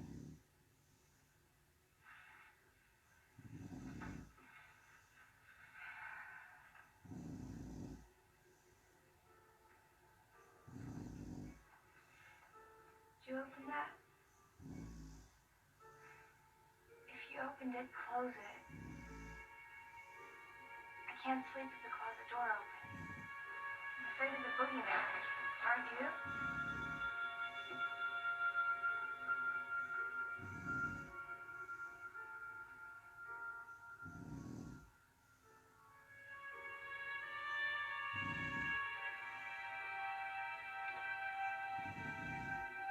No boogeyman. No boogeyman? Oogie lady. Boogie lady.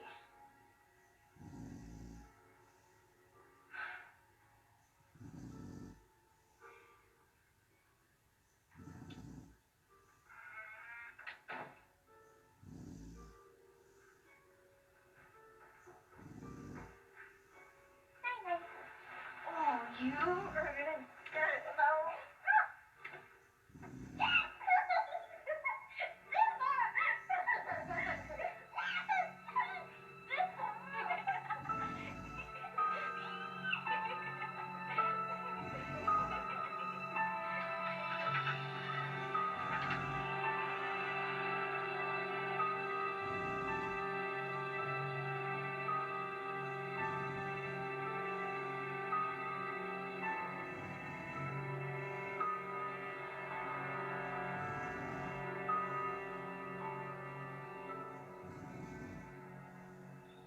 sorry, your call cannot be completed. Dial, just pay your bill and kiss my ass. No luck? No, my mother's gonna go crazy. It's not a very long trip for her, even at the best of times. I'm sorry about that. No, well, I'm thinking about getting out of here before she shows up. I get very tired of her, showing up. Also, Rimbauer gets on my nerves. Joyce, too, actually. If you look to your left, you will see the ghosts of April Rimbauer and Douglas Posey. Don't worry, they're perfectly harmless. You know what? Underneath that phony tour guide shtick, she's as crazy as Red Queen. Off with their heads.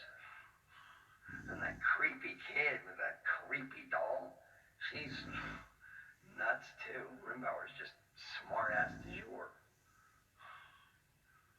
What's this, your shrink routine?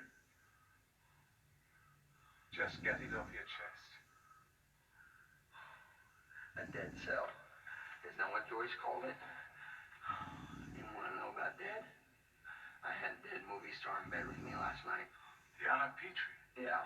It didn't last long, but it was a very physical manifestation. I think I'm getting tired of Rose Red's little tricks. Joyce wants some of her $5,000 back. I'll just see her in court. My mother doesn't hear from me soon. She's really gonna go nuclear. I will not try my call again later.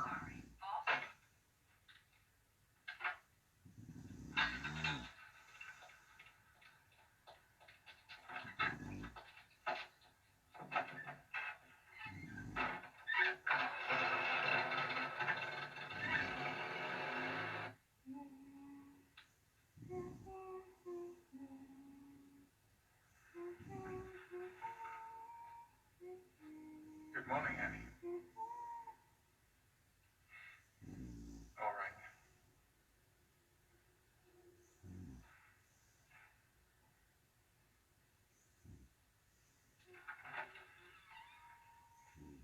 Good morning, Steve. Is it Danny? Annie is. Would you like some eggs? It would be a pleasure. No, thanks. You seen Joyce? Yes, she is fiddling with her equipment, looking as if she last got a good night's sleep circa 1972. I'd tread carefully if I were you. She's crappy, huh? Very. Video was cloudy, the audio garbled, no recorded telemetry of any use.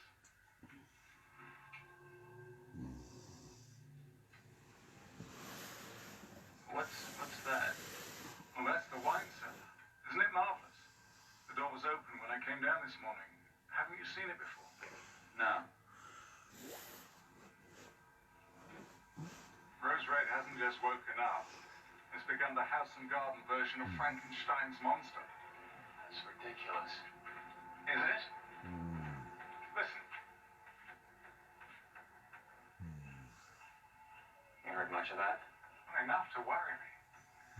Bollinger's persistent non-appearance worries me too. I mean, you would think if he was still here and alive, we would have run into him by now, wouldn't you?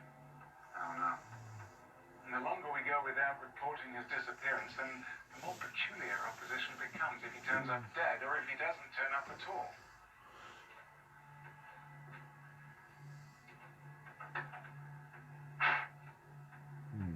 Dom Perignon, 1949. It's a very good year. In my experience, they're all good years. What goes better with scrambled eggs and champagne? Pull the cork, Steve.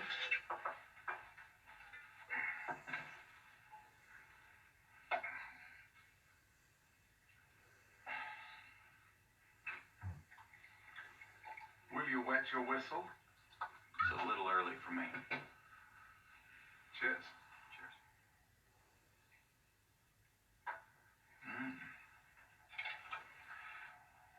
You know, this place is feeding off us. And although I'm sure it finds us all rather tasty, its primary sources of nourishment are little Annie and you. Me? I don't have a telepathic bone in my body. I don't know what you were before you came here, and the house almost ate you alive. But I know now that you're a powerful psychic transmitter operating on Rose Red's wavelength. It almost had you once. It wants you back. It wants Annie, too. you're crazy. Crazy? Maybe. But I vouch that Joyce is crazier, and she means to have her proof, even if someone has to die for her to get it. You're wrong. Really? Let's ask Mr. Bollinger if we meet him again. What you doing? Trying to make sure Miller actually sent Bollinger here. If he did, I'll call the police and report him missing. Joyce won't like that. According to you, she's not very happy anyway.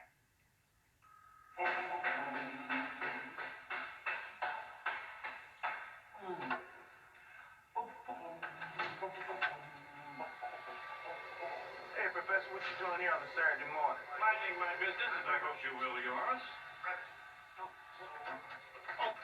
Who locked this door? I bet you locked it yourself, Professor. You'd be in your office. You must have the number. It's your cell phone. Will you talk to him if he calls back? I'd be delighted. Thanks. Guess he's going to be the cover boy on next week's newspaper. You have a nice day. Damn you. At 8:42 a.m. This is Stephen Rimbauer again. I want to talk to you about Kevin Bollinger. He slit his wrists and wrote your name on the wall in his own blood before he died. And Joyce suggests you come out here before we call the police. Maybe we can work out a way to minimize the scandal, but it's imperative you come the second you get this message. And a message. You have no more new messages.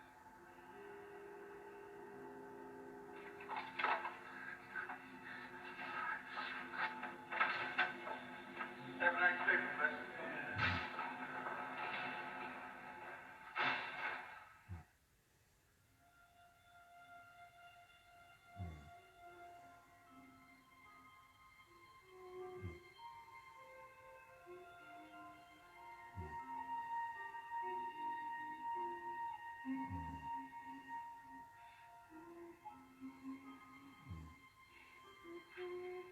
Morning, Annie. Good morning, Annie.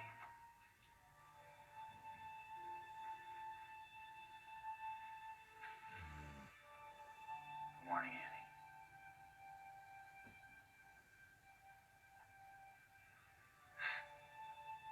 Good morning, Annie.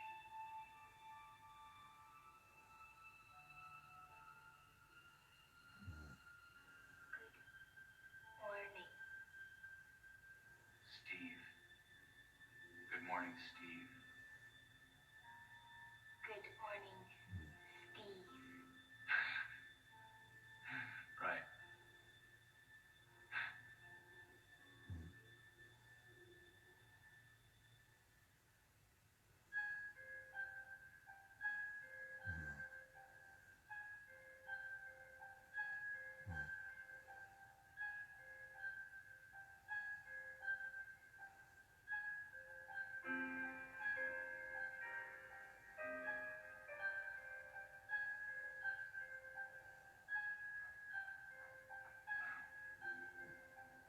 Knock yourself out.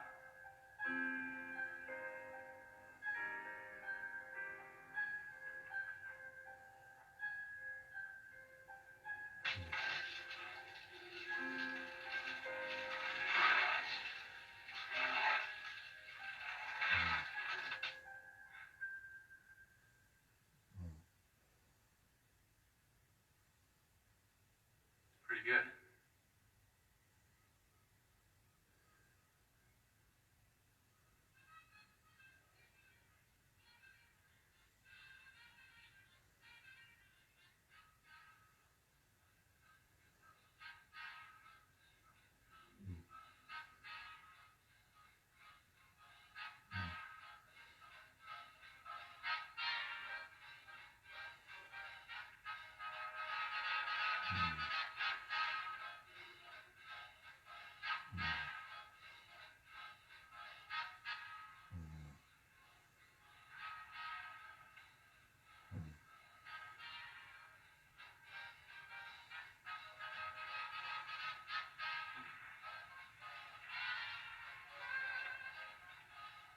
You can also bend wind spoons, turn on lights, and set off car alarms. Jeez. Huh. I got babies. Yes. Yes. Very nice babies. I got Adam. I got April. She never talks to strangers. I'm impressed. In fact, I'm stunned. Well, I've never heard Glenn Miller playing out of a flower before.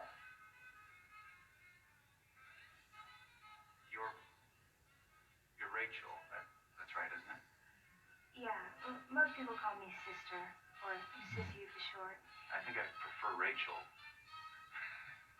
So this is a very big deal for Joyce, right? Well, the biggest. Because of all the disappearances, Rose Red is a white whale in the field of psychic research. And now that Miller's gotten her tenure revoked, it's even more important. If Joyce comes back with proof of paranormal activity, she'll be okay. If not... I had no idea things were so dire for her. She's paying me a great deal of money. Paying Annie, I should say. I wonder if she can afford it. I wonder, too. You really don't know? I mean, forgive me, but I thought the two of you were closer than that. In some ways we're close, in other ways we're not even in the same neighborhood. Tell me about her. She's 15. She's autistic. She loves summer plays. She loves big bands. She's also telepathic and psychokinetic, which are probably the least important things about her. Can I show you something? Sure.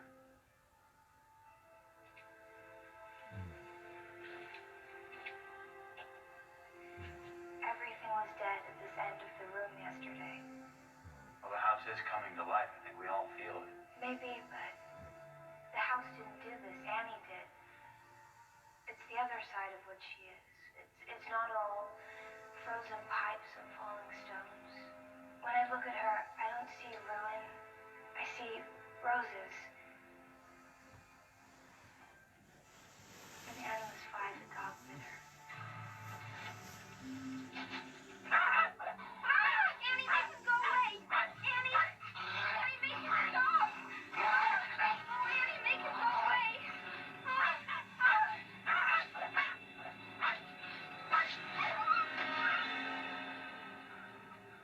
What happened? Oh my God. He bit her! Your dog bit my sister! Oh my God. Why did he get back in the house? I'm so sorry. He's never done this before. He's never been anyone. He'll be all right. You'll see. He'll be just fine.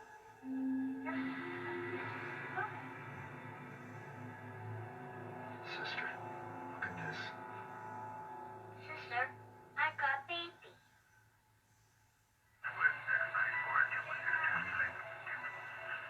This is 12 room. Hey, go on now.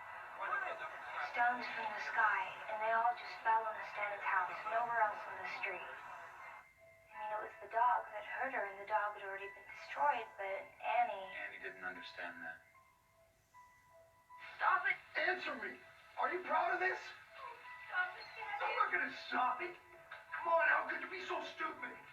How could you let a reporter get a hold of Annie's drawings? Annie came in while I was arguing with my father, and... Well, I guess you could say she lodged a protest.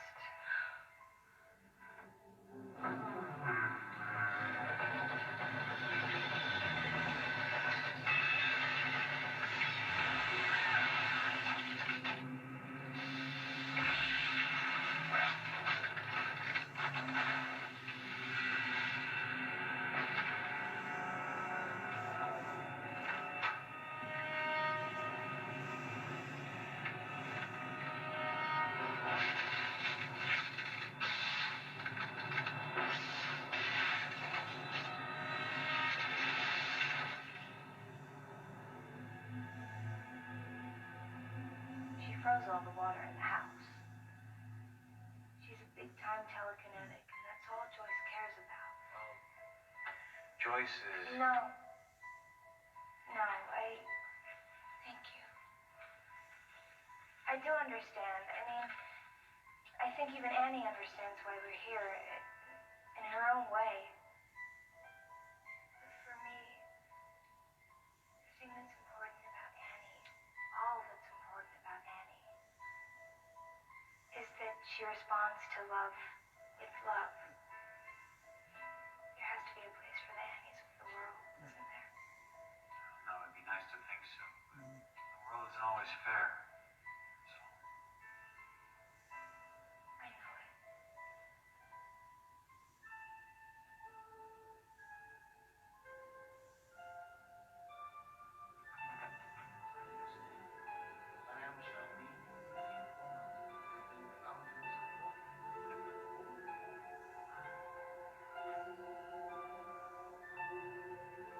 It was straight from the grape, and not the grain.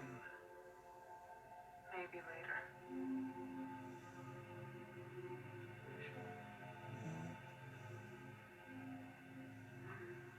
Could we...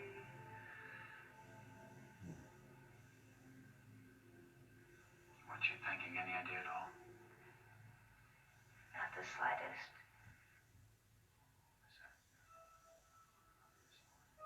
If only I'd have known, I would have dressed for the occasion.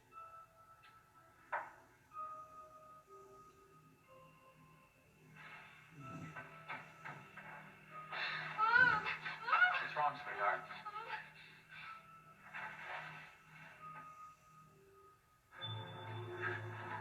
Miss Asbury? Pam? Miss Pam? Not much farther.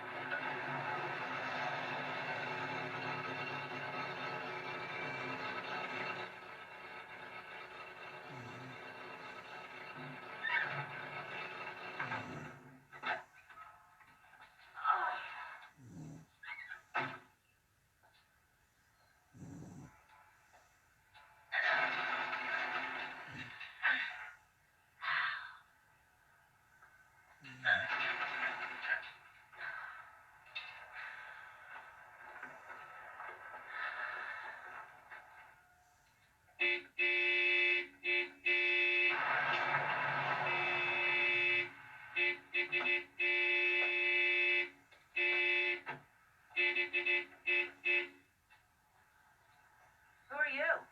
Well, I might ask you the same thing, madam. Patricia Waterman, Emery's mother? Carl Miller, Professor Miller. Nice to meet you, Professor. Are you going in there? I'm afraid so. Good. I've come to get my boy. Get the gate, would you?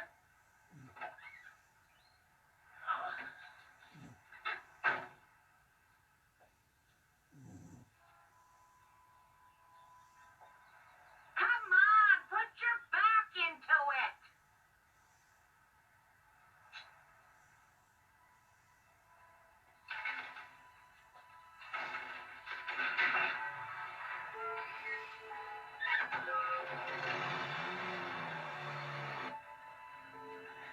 What is it you found? Something amazing. It explains so much. Maybe we should tell the others. We will. But I wanted to show you first.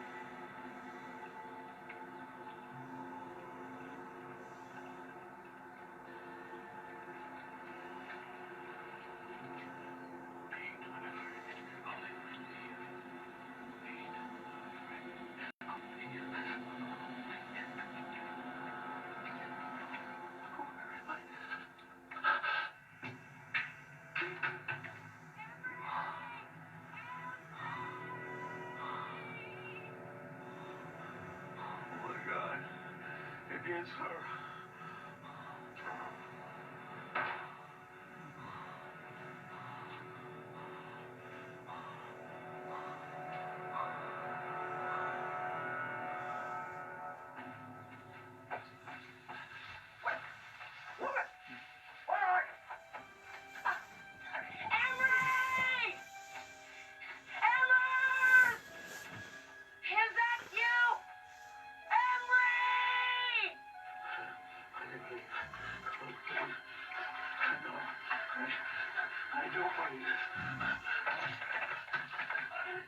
I don't believe.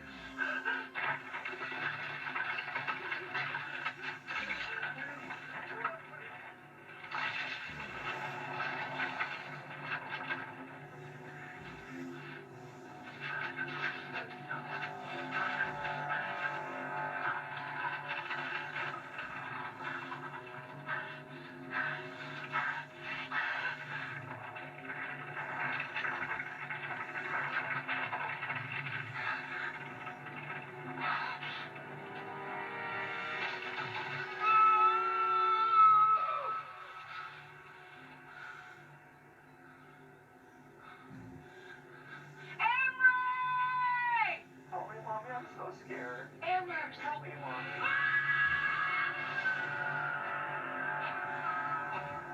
Mrs. Waterman? Where are you?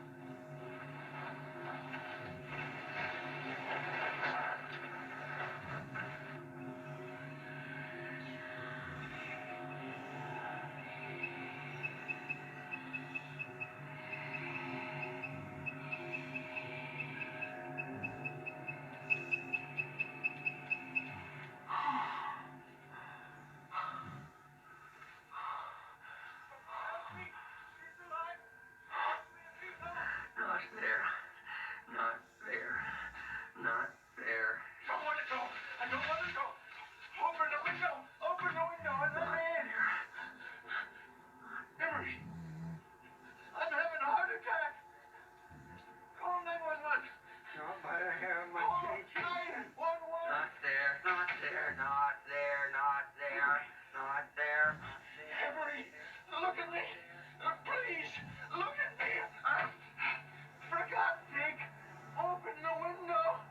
No, not there. Not Mommy. Not Vic. Not the actress. Not anyone. Not there. Not there. Not there. Not there. Not there. Not there. Not there. Not there. In my hair. No one there. No one there. No one there. Keep your hair. No one there. In my hair. Power there.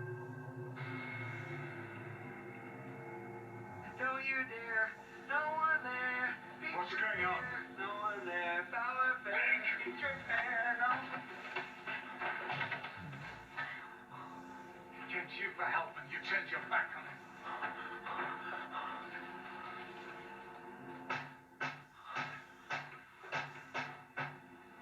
What the hell is going on?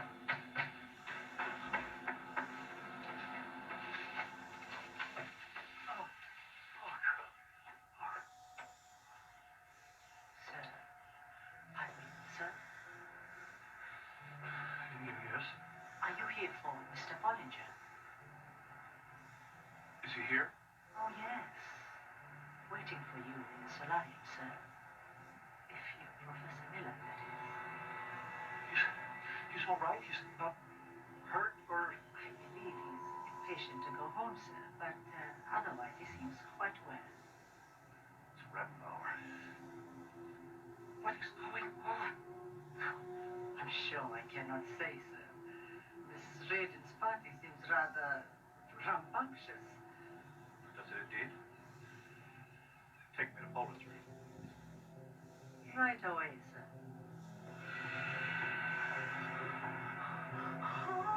How did I get up here?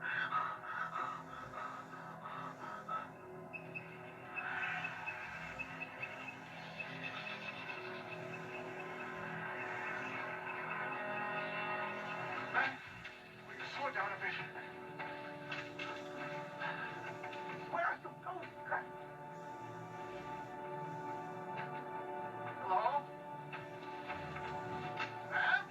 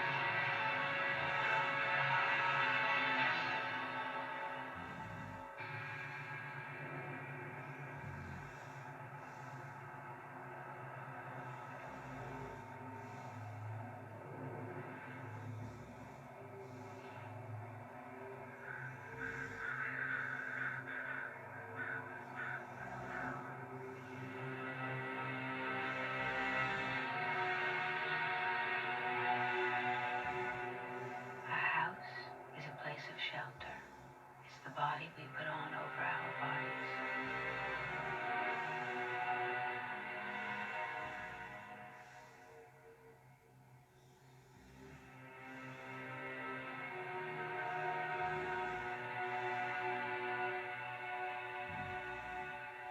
As our bodies grow old, so do our houses.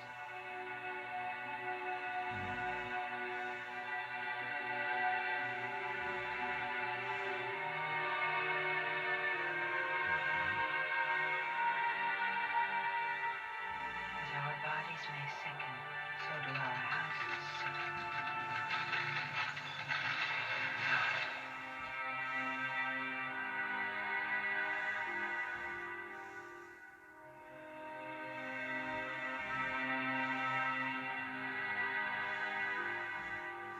And what of madness?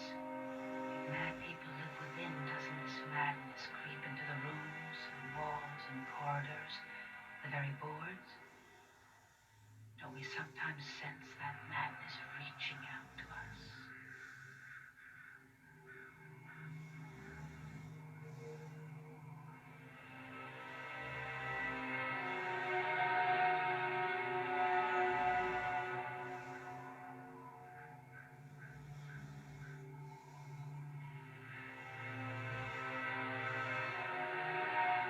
Isn't that a large part of what we mean when we say a place is unquiet, festered up with spirits?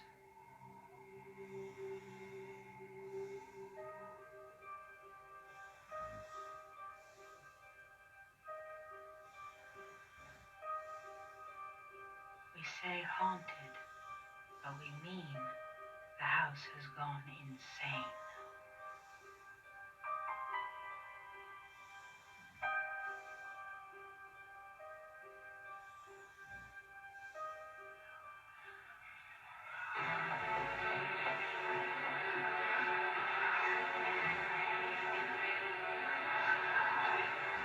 Somebody help me!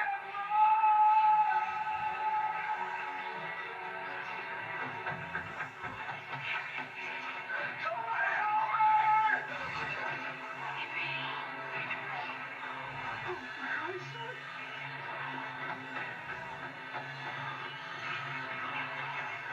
Someone help me!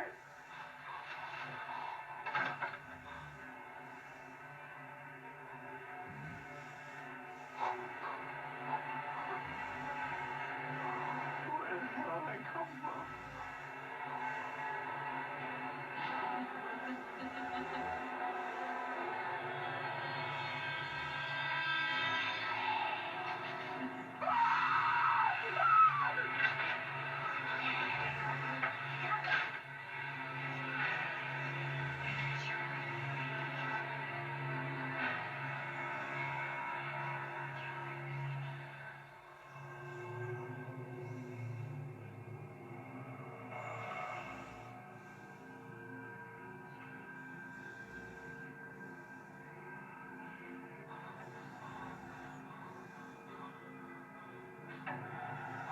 Your mommy was right. I'm a tramp. Somebody help me! Help me!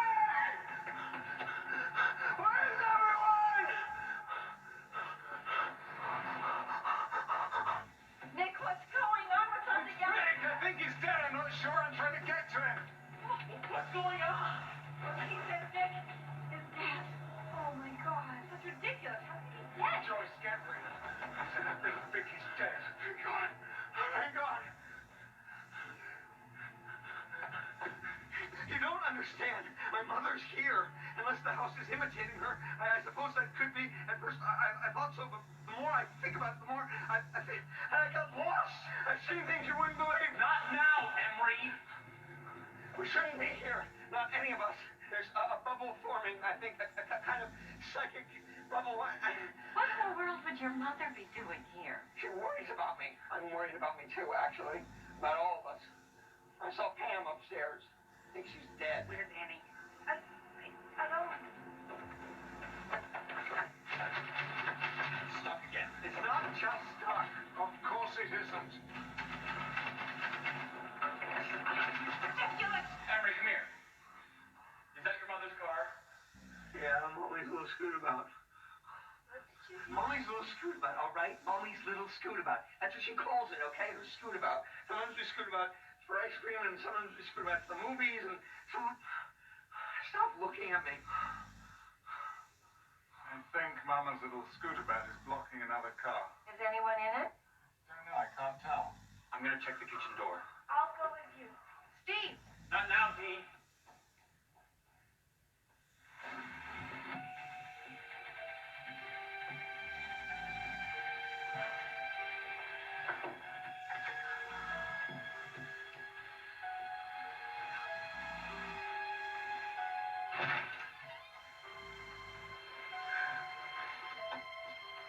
Kenny, are you out there? Steve, come look at this. Starting a life, isn't it?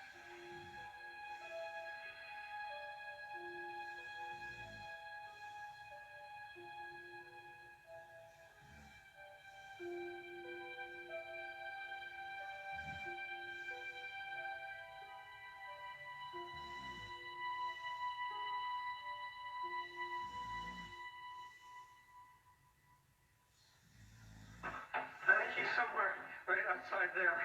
I didn't exactly see.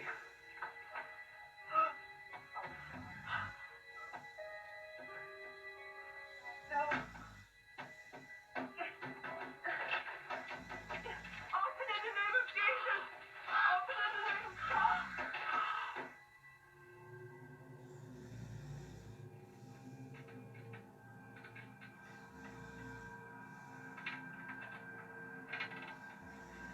Where's Pam? Every section is dead. She was in Ellen Rimbauer's room. She said things to me, bad things. I can't be sure, but when I see people like that, they're usually dead.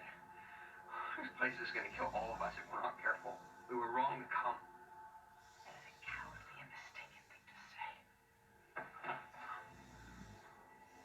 Vic's dead. Pam's probably dead, and we can't get out. You need a reality check, lady. Johnson, leave me alone.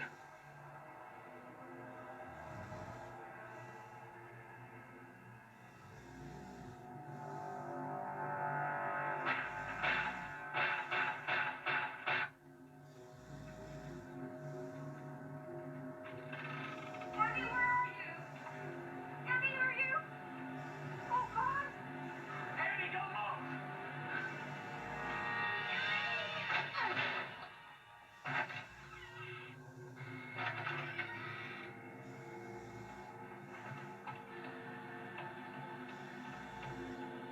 Joyce, I think we've already established that doesn't work.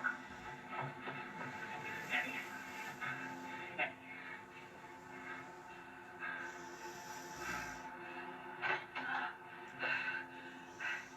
You were saying? See? Just stuck. No big deal. Mom, where are you? Is she all right? I don't know. Go down to the kitchen, get a lemon. If there's no lemon, bring the vinegar. Go, hurry! What about the windows in the billiard room? You were pounding on them with your fist. You don't think that the glass was stuck too?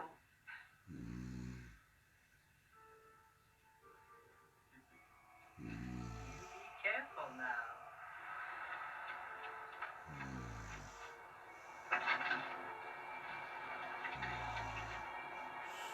Mom? Mama?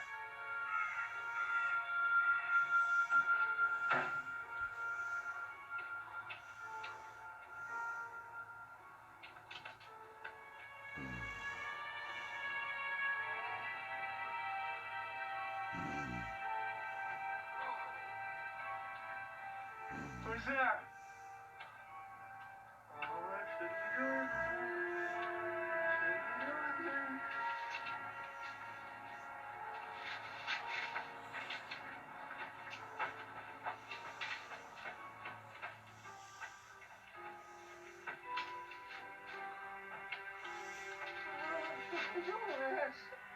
I shouldn't be doing this. I'm screwed. I'm not doing this. If there's someone there,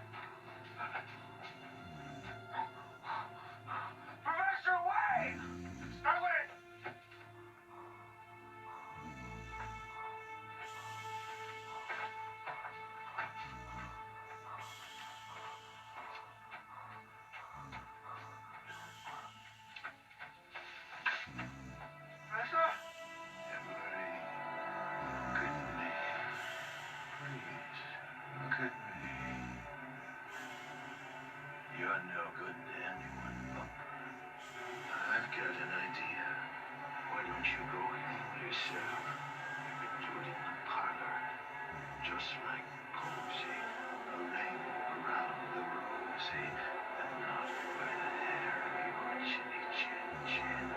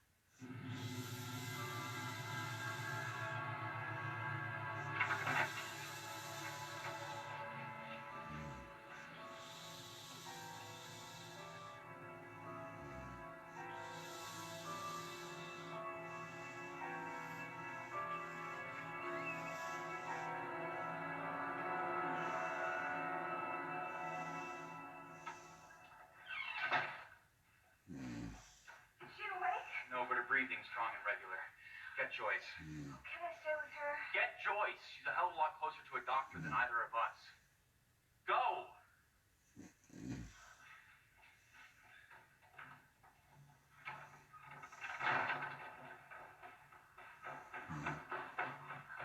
I saw Vic. Yeah, you can't have Vic as... Oh, I know.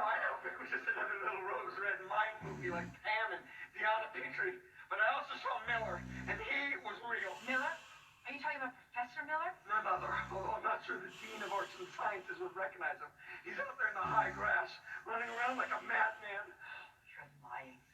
Mary's not. No, I'm not. Her mother's somewhere behind the house. I'm sure she is, but I can't get to the backyard. Not now. Look, calm down, Emily. Don't tell me that. You don't know what I've seen, so don't tell me to calm down. I'll call 911. I rather doubt it. I think we all need to take a step back, take a deep breath, and Annie's had an accident. She's unconscious. Would you come? where is she?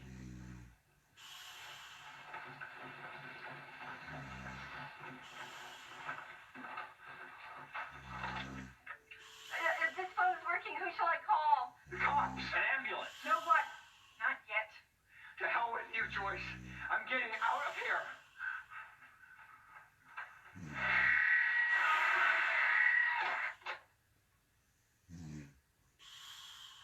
Honey, you okay? Can you hear me?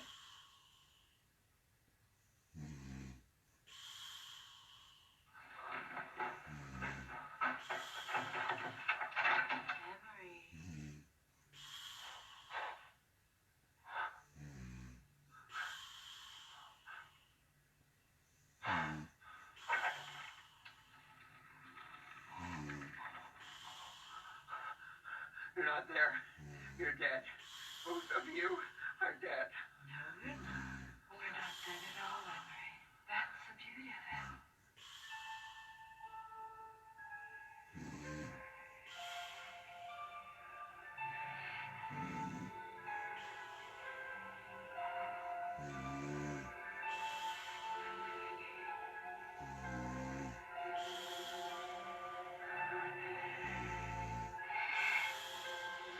Please, Emery. Life could be different for you here. It could be better. It would be nice. Really nice. I'll pass. Rose Red's too much like the Roach Motel. They check in, but they don't check out. Not there.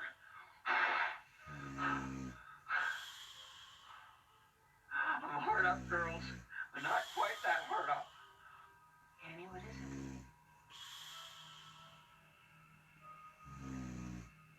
We seldom have company at Rose Red these days. I insist you stay a little longer.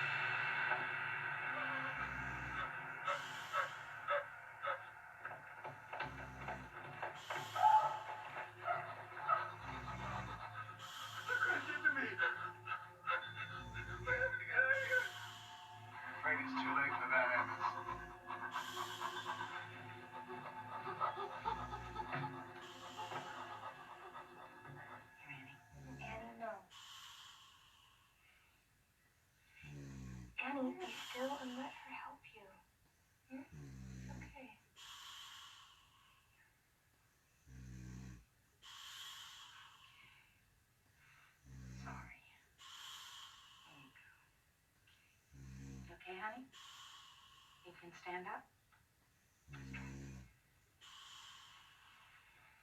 Oh, there we go. Great. It's okay. Annie, look.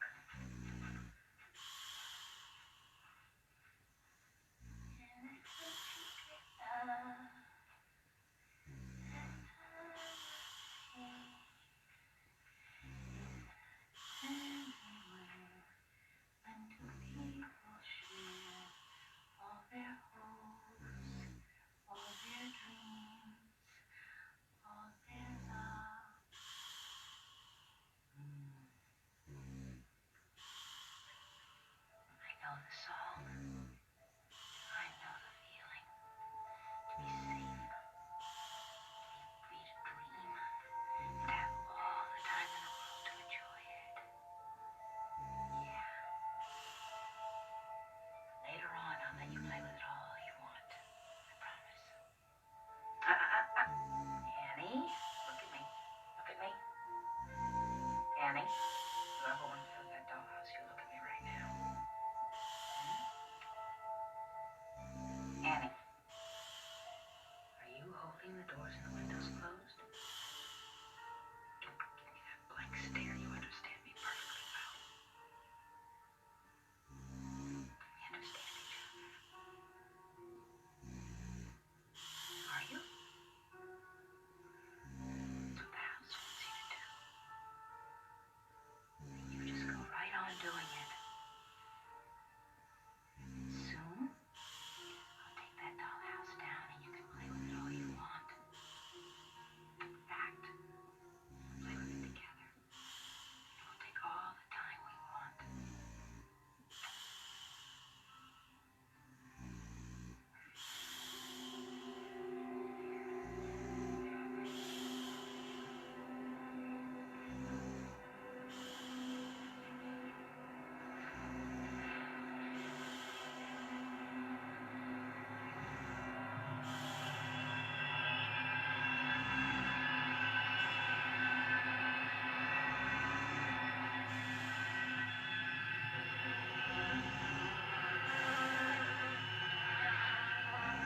Hey, get up! Hey, get up! Hey!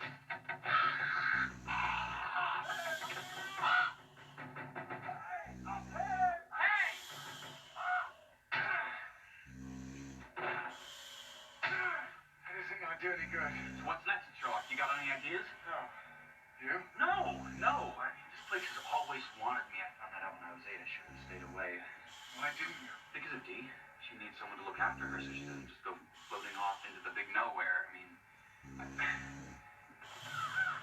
they come again. Hey.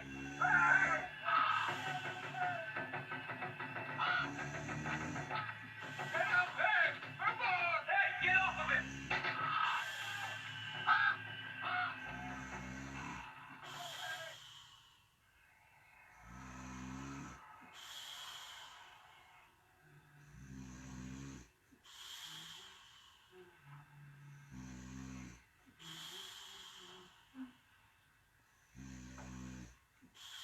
I think the power went out 15 minutes ago. I don't think it'll be on again tonight. Don't you want to know about Bollinger and Mrs. Waterman or Professor Miller? Aren't you curious at all? What about them? Any sign? No, none. I think I knew that, actually.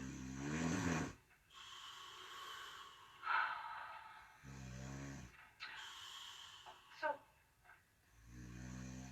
what is there to be curious about? We're all in the billiard room. We need to talk. Pam is also missing, and if Emery says she's dead, I think we have to believe him. About Vic, of course, there's no question. Joyce, do you understand what I'm telling you? But since there isn't anything I can do about any of these people, not now at any rate, I'll continue with my observations. I am a scientist, you know. Did you forget that? No, I didn't forget that. Never did. Running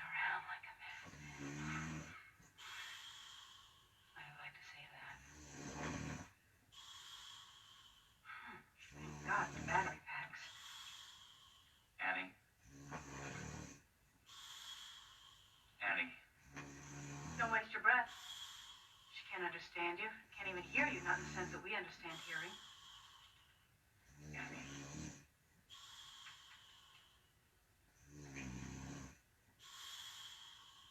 Annie.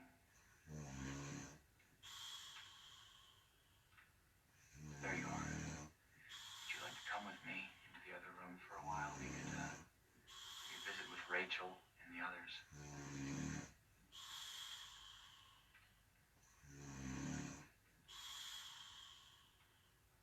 Do you hear me?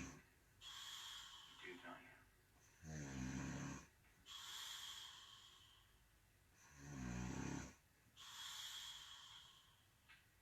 Annie, come, please.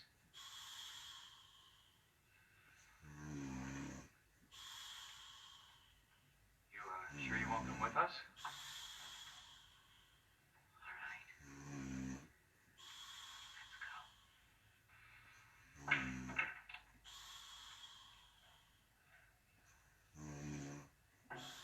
Since the last one, maybe a little cold, but sorry. Bears can't be choosers. Thanks. I don't suppose you have any nail polish in there. Nail polish? No, I don't use it. Why? I could pour some into a handkerchief and make her breathe it. Or what about drain cleaner? Just a whiff of that stuff and bingo out like a light. What are you talking about? Talking about survival, darling. Did I stutter? I think you're insane. Those things could kill her. Oh, yeah. Gee. Having a good time, Professor? Enjoying the idea of visiting your former department head in the local nut barn? They'll try and take us tonight, you know. One by one or all together. Every time you open your mouth, you say something unpleasant, so need you just be quiet. And not just unpleasant, it's wicked. Now, I know that you have had an accident, Emery. An accident? That's right. I had an accident. Old unpleasant Emery knows something about our reporter friend. Bollinger what? Oh, no. I don't think so. No, you wouldn't want to hear from me. Every time I open my mouth, something wickedy comes out. Why don't you tell them, Nick? I'm tired of being wicked. You do some of the dirty work. Do you know something, or is he just talking? The Mirror Library, right? Yeah. What about the Mirror Library? Kevin Bollinger is dead. He brought Emery's mother into the house and then hung himself in the Mirror Library. Not so much a suicide as being Rose Red's latest victim. What about Mrs. Waterman? I can't see her. Or Professor Miller. What about you? I don't know. Means they're probably still somewhere around here. They're somewhere in this place.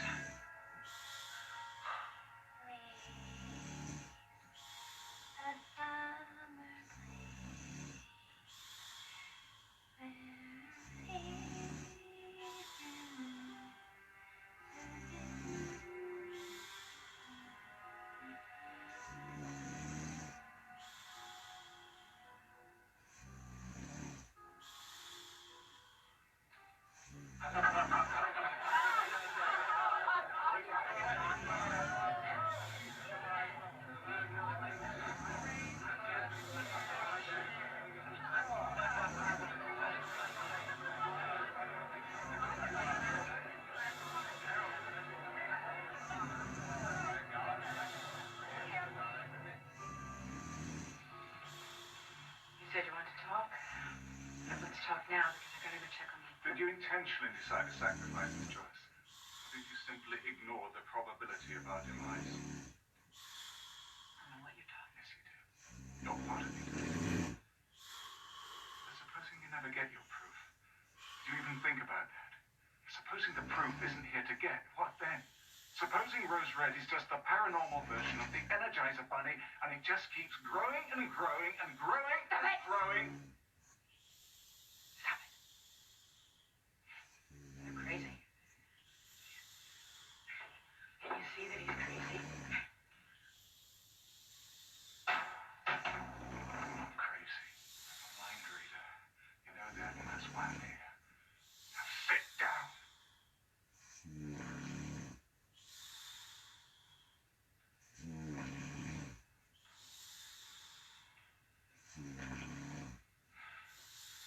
Rose Red won't let you have what you want, Joyce. It won't let anyone have what they want. Ellen Rimbauer designed it to break hearts as hers was broken. To hurt as she was hurt. Well, then we have to get out of here before it... What, kill us? A real death would be merciful. Because I doubt if even poor old Vic is really dead. And that's the worst of it. The very worst. All right, so how do we get out? There are no secret tunnels, at least not that I know of. Oh, wake up. She's the one who's keeping us locked in. Yeah, her. Little Miss Mental Illness of 2001. Stop it. Losing his fingers has affected his mind. You mustn't hold it against him. Wake up, sweetheart. Wake up, all of you. It locked us in when she was awake, right? Then, after she knocked herself out, everything opened up again. It was like a cramp letting go. We could have gotten away then if we'd understood what was happening and acted fast enough on what we knew. And one of us did understand. Joyce understood, didn't you, Joyce? And when the little bitch woke up again, I can't. My hand hurts too much. You know as much as I do. You tell him the rest. Tell us he's insane. Start with that. But he's not. Why did you want psychics and telekinetics and automatic writers here in the first place, Joyce? It was to recharge a cell that was never dead, merely dormant. And we have all played our part, I think. But Annie has been key. But what Emery doesn't understand is that Steve has been key too. Steve? Steve's about as psychic as a half sandwich. Please be quiet, Joyce. You tell me to shut up. How dare you? He asked you to be quiet. And do it, please. I want to hear this.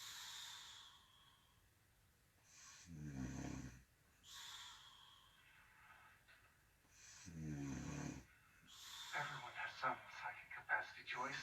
I've read your books and articles. You used to know that. Before all this psychic superstar infatuation stuff. And I know that Miller isn't the only imagination-challenged idiot that you've had to deal with. That you've become blinded and misguided. Whatever Steve's psychic ability in the outside world, here in Rose Red, it's amplified to the power of 10. Because he's blood. Ellen's blood. You said it yourself, Steve. You're the last of the Rimbauers. Tell it any way you want. I'm not the one holding the doors shut and turning the window glass into whatever it is now. No, of course you're not. Ellen's doing it. Through Annie. But also through you. And don't sit there and say that you don't know it, or at least sense it. She's not doing anything through me. I don't sense that.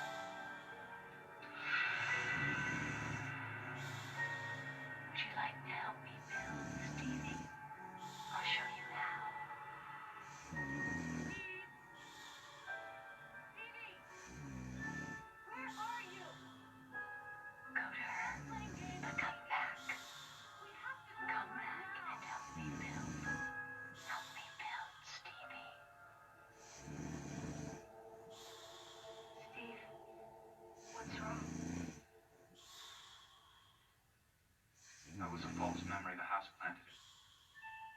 Sure? No, I'm not. For the time being, let's stick to the kid. If we take her out of the equation and the door's still open, we can worry about Rimbauer then. No one is going to hurt this child. Of course they're not.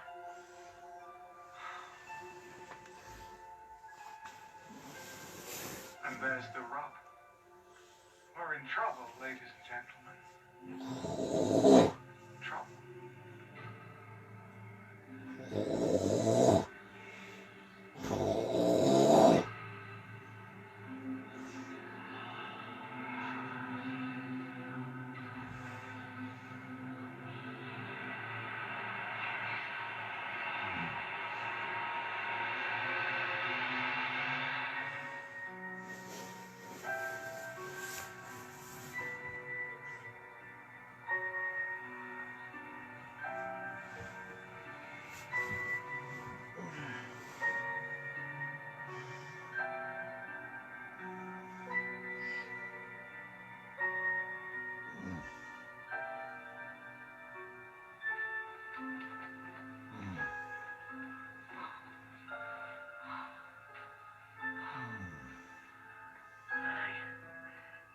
play a game, Annie?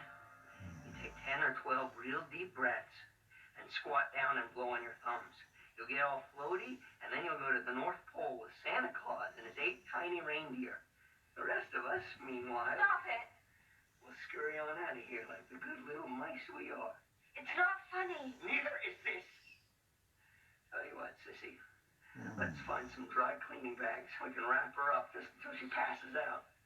Or pinch her nose shut. You don't. How about you, handsome? You're the utility infielder on this team. Can you knock her out with your mind? 5 minutes would be enough for us to make like bees and buds. Hell, 3.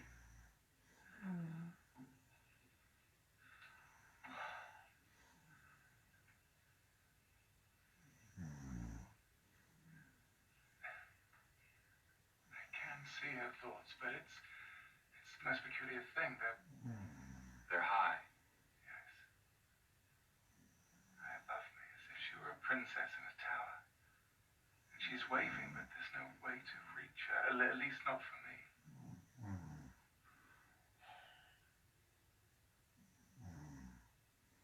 Annie, look at Nick.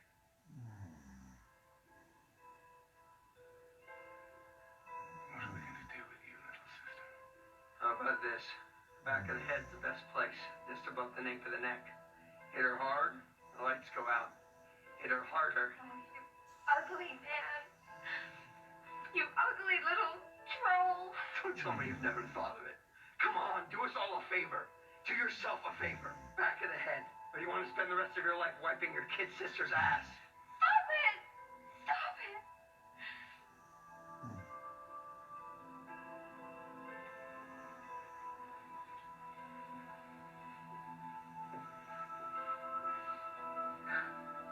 Where are you going, Kathy? I'm going to get a glass of iced tea. I saw a nice big picture of it in the fridge. Oh, You shouldn't go alone. I'm not. God goes with me. Everywhere.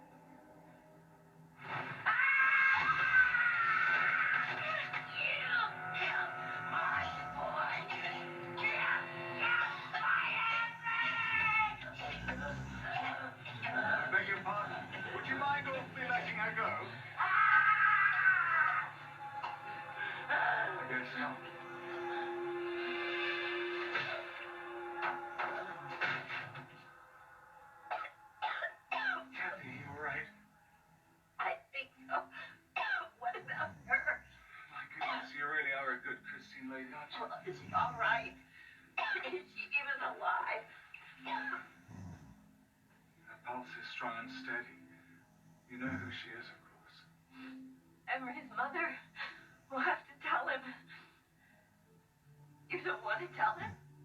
Alice, your mother just popped out of the wine cellar like Jack out of his box, and forget round the bend, she's off the planet. I mean, how does it sound to you? And given the condition he's in already. Oh, it sounds very bad. What should we do with her?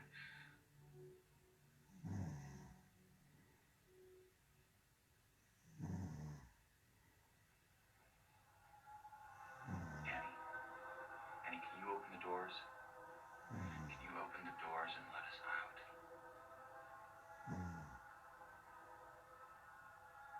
Annie, look at me.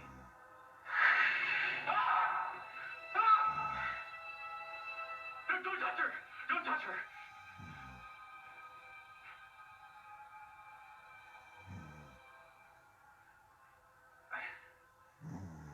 It wasn't her. I thought it was April Rimbauer. I'm sorry. Damn this house.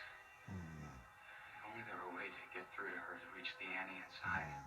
You talk to her with your mind. I've seen you do it. But it's not high. It's not where Annie lives. If only there were a way to... What are you thinking about? I'm not sure. Where are Nick and Kathy? They should have been back by now. Why'd she have to go off on her own anyway?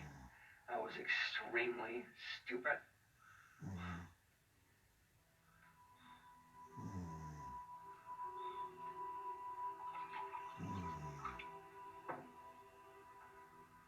This is wrong to me. The woman is ill. She's also dangerous to herself as well as to others. Will Liz hold her? I'd have preferred clothesline, but I think so. Besides, Emery gave me the impression that her interests run more to the home shopping network than amazing escapes. Drink up, it'll do you good. Here's to damsels in distress. And the knights who rescue them. Coming in here alone was very stupid. But Emery so upset me. Emery upsets everyone. Look at her. Well, I'm sorry, Candy, but it's true. I think she's coming around. Now we only have to worry about Professor Miller. Mrs. Waterman? Have you seen Professor Miller? Joyce's department head? You killed my boy! Mrs. Waterman. You've got it wrong. Emery's fine. That's it.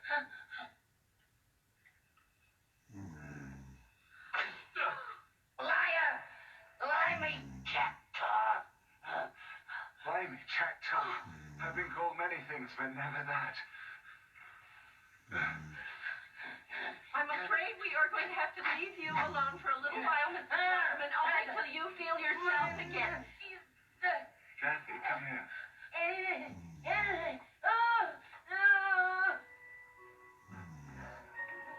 Word in there. It's feeding off us. And you must feel it too. Of course I do. Oh, dear Jesus, please get us out of here. We have to get out of here. Steve. Steve couldn't hold us by himself. Not with me, you and Emery working against her. Now the problem is Annie. Emery was right about that. Could you? Could I hurt her? I have the power. No, of course I couldn't hurt her.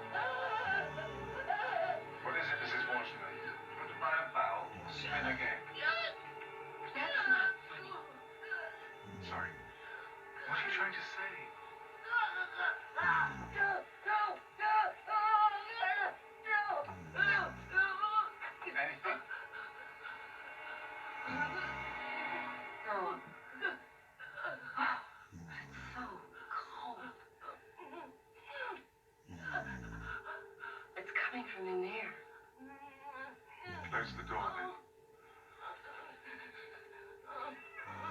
And we're going to leave you, Mrs. Washington, but not for long, and you'll be perfectly safe. Something's happened to her. It's... Rose Red has happened to her. Come on, let's join the others. Wait, I'm sorry we can't make you more comfortable, Mrs. Waterman, but we'll be back to get you soon. No, I promise. She's right. That's also unkind. It's also true. This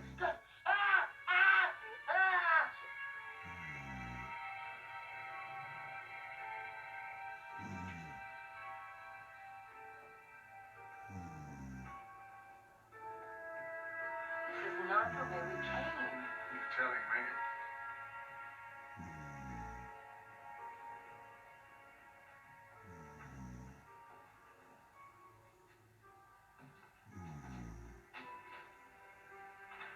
Thank you. You're welcome.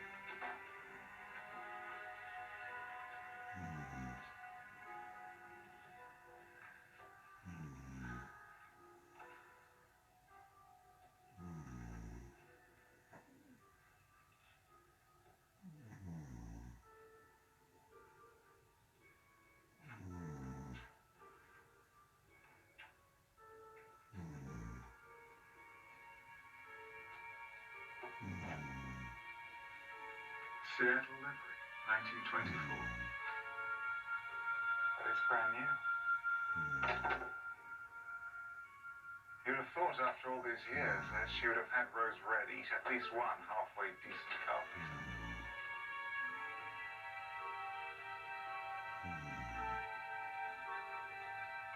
Of course, the real question is, how does it go? What is it?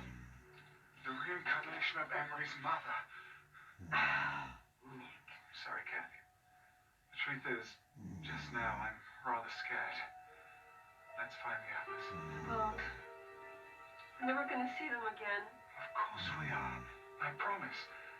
And I never break a promise. Come on, Kathy. Old friends is true friends. They're the friends you love the best. You never know with new friends. Old friends is best.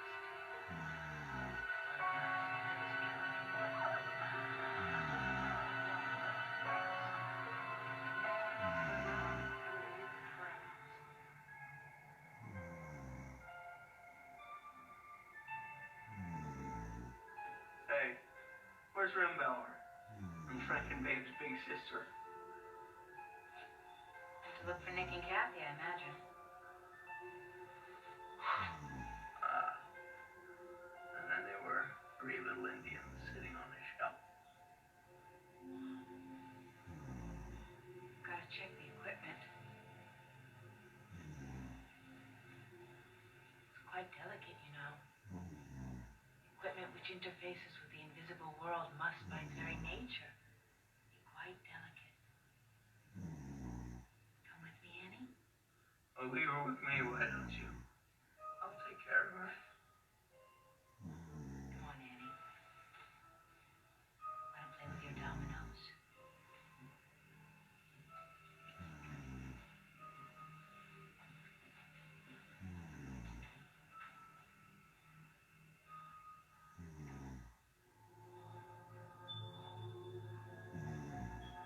One little Indian, down to one little Indian all by himself. Hey, Joyce, wait for me! What are you doing here, Kathy? Getting the spirit out of me. What else? For the rest of us, yes, but not for you. My therapist said I was a compulsive quitter. He said I keep starting things so I could stop them. What did you say? I stopped seeing him.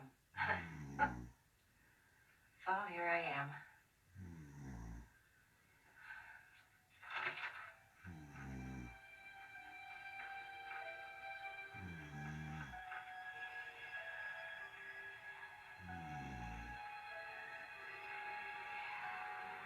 Listen. Nick?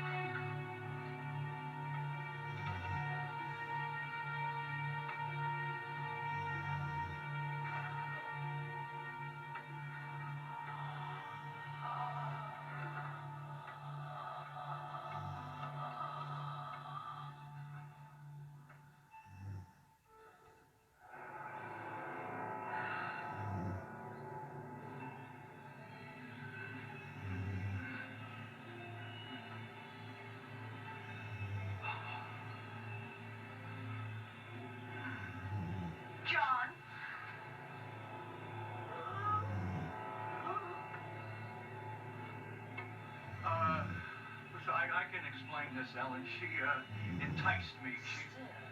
Enticed you? You can explain it? Can you? Explain it to your horse. Explain it to them down in hell.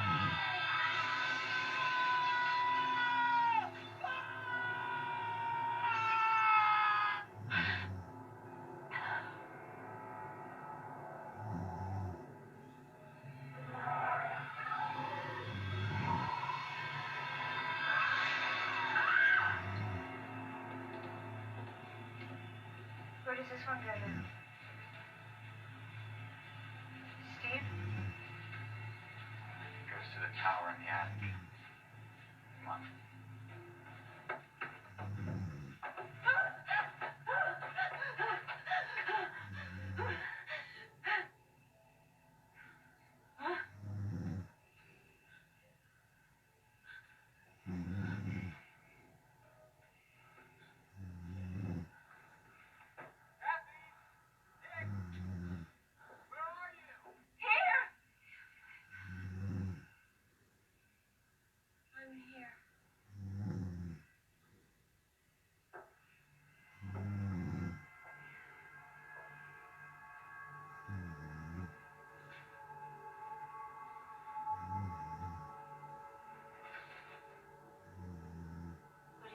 What do you see? I could hear her breathing. And I could smell her. Sometimes I see her with a doll and sometimes with a hammer. Maybe she's really the same. What are you talking about? It's no. Never mind. Come on.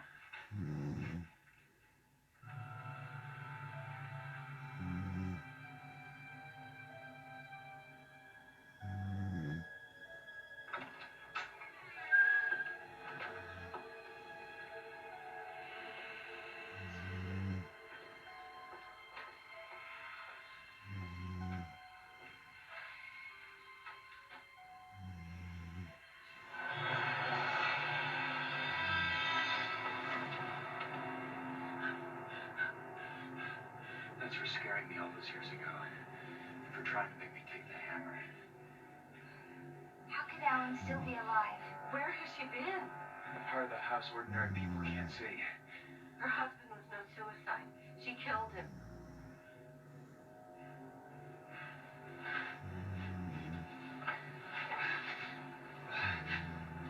Withered arm.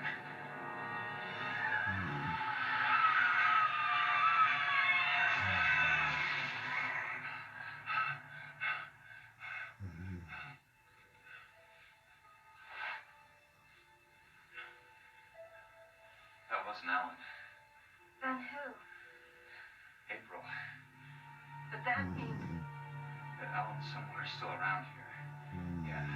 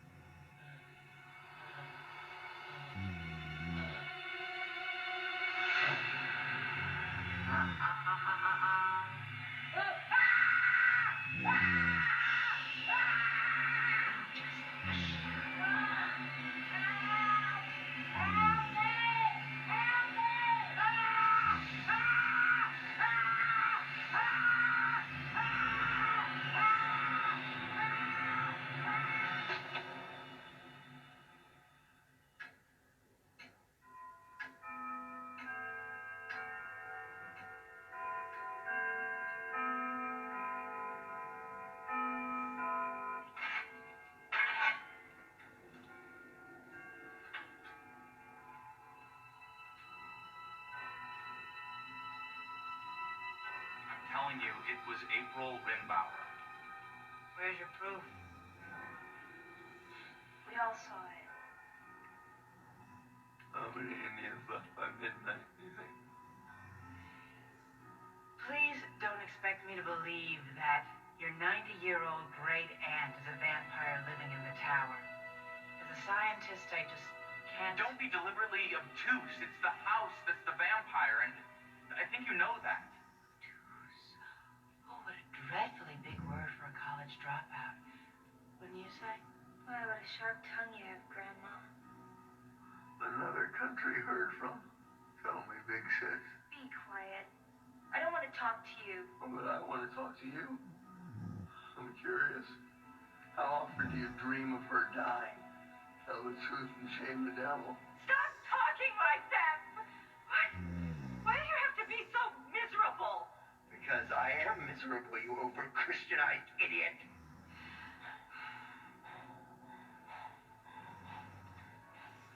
Don't you touch her! If he does, he'll regret it.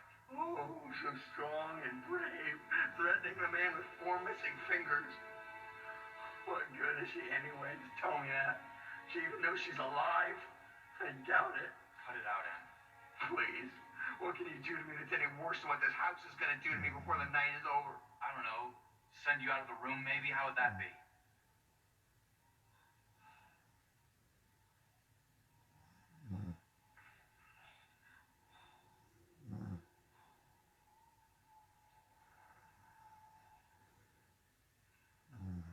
No! Don't go out there alone!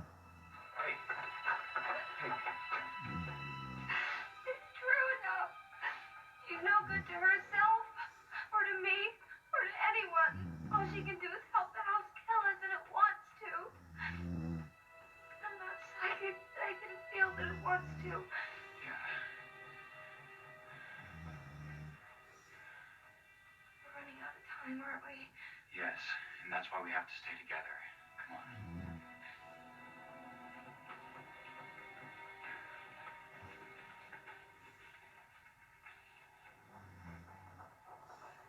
Steve, you have to get through to Annie. You're the only one who can do it. I've tried. Maybe I could on the outside, but whatever's in here has closed her off. Maybe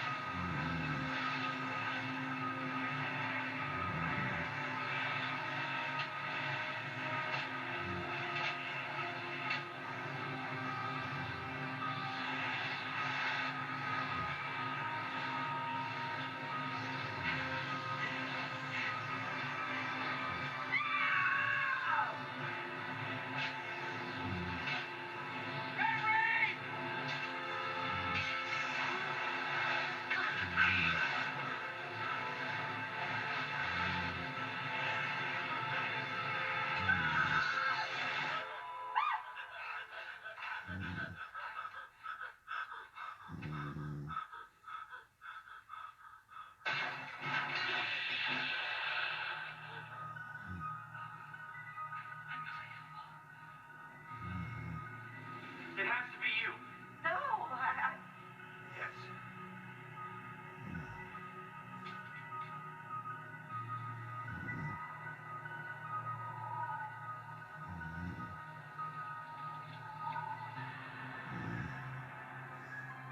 I forbid this. It's dangerous. You have no idea how dangerous. You can't interfere with my... Leave it alone.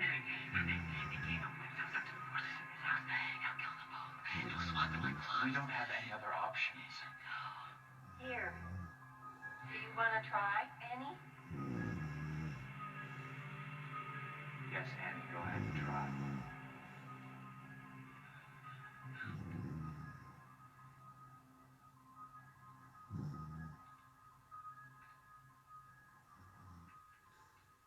Let's do it together, shall we?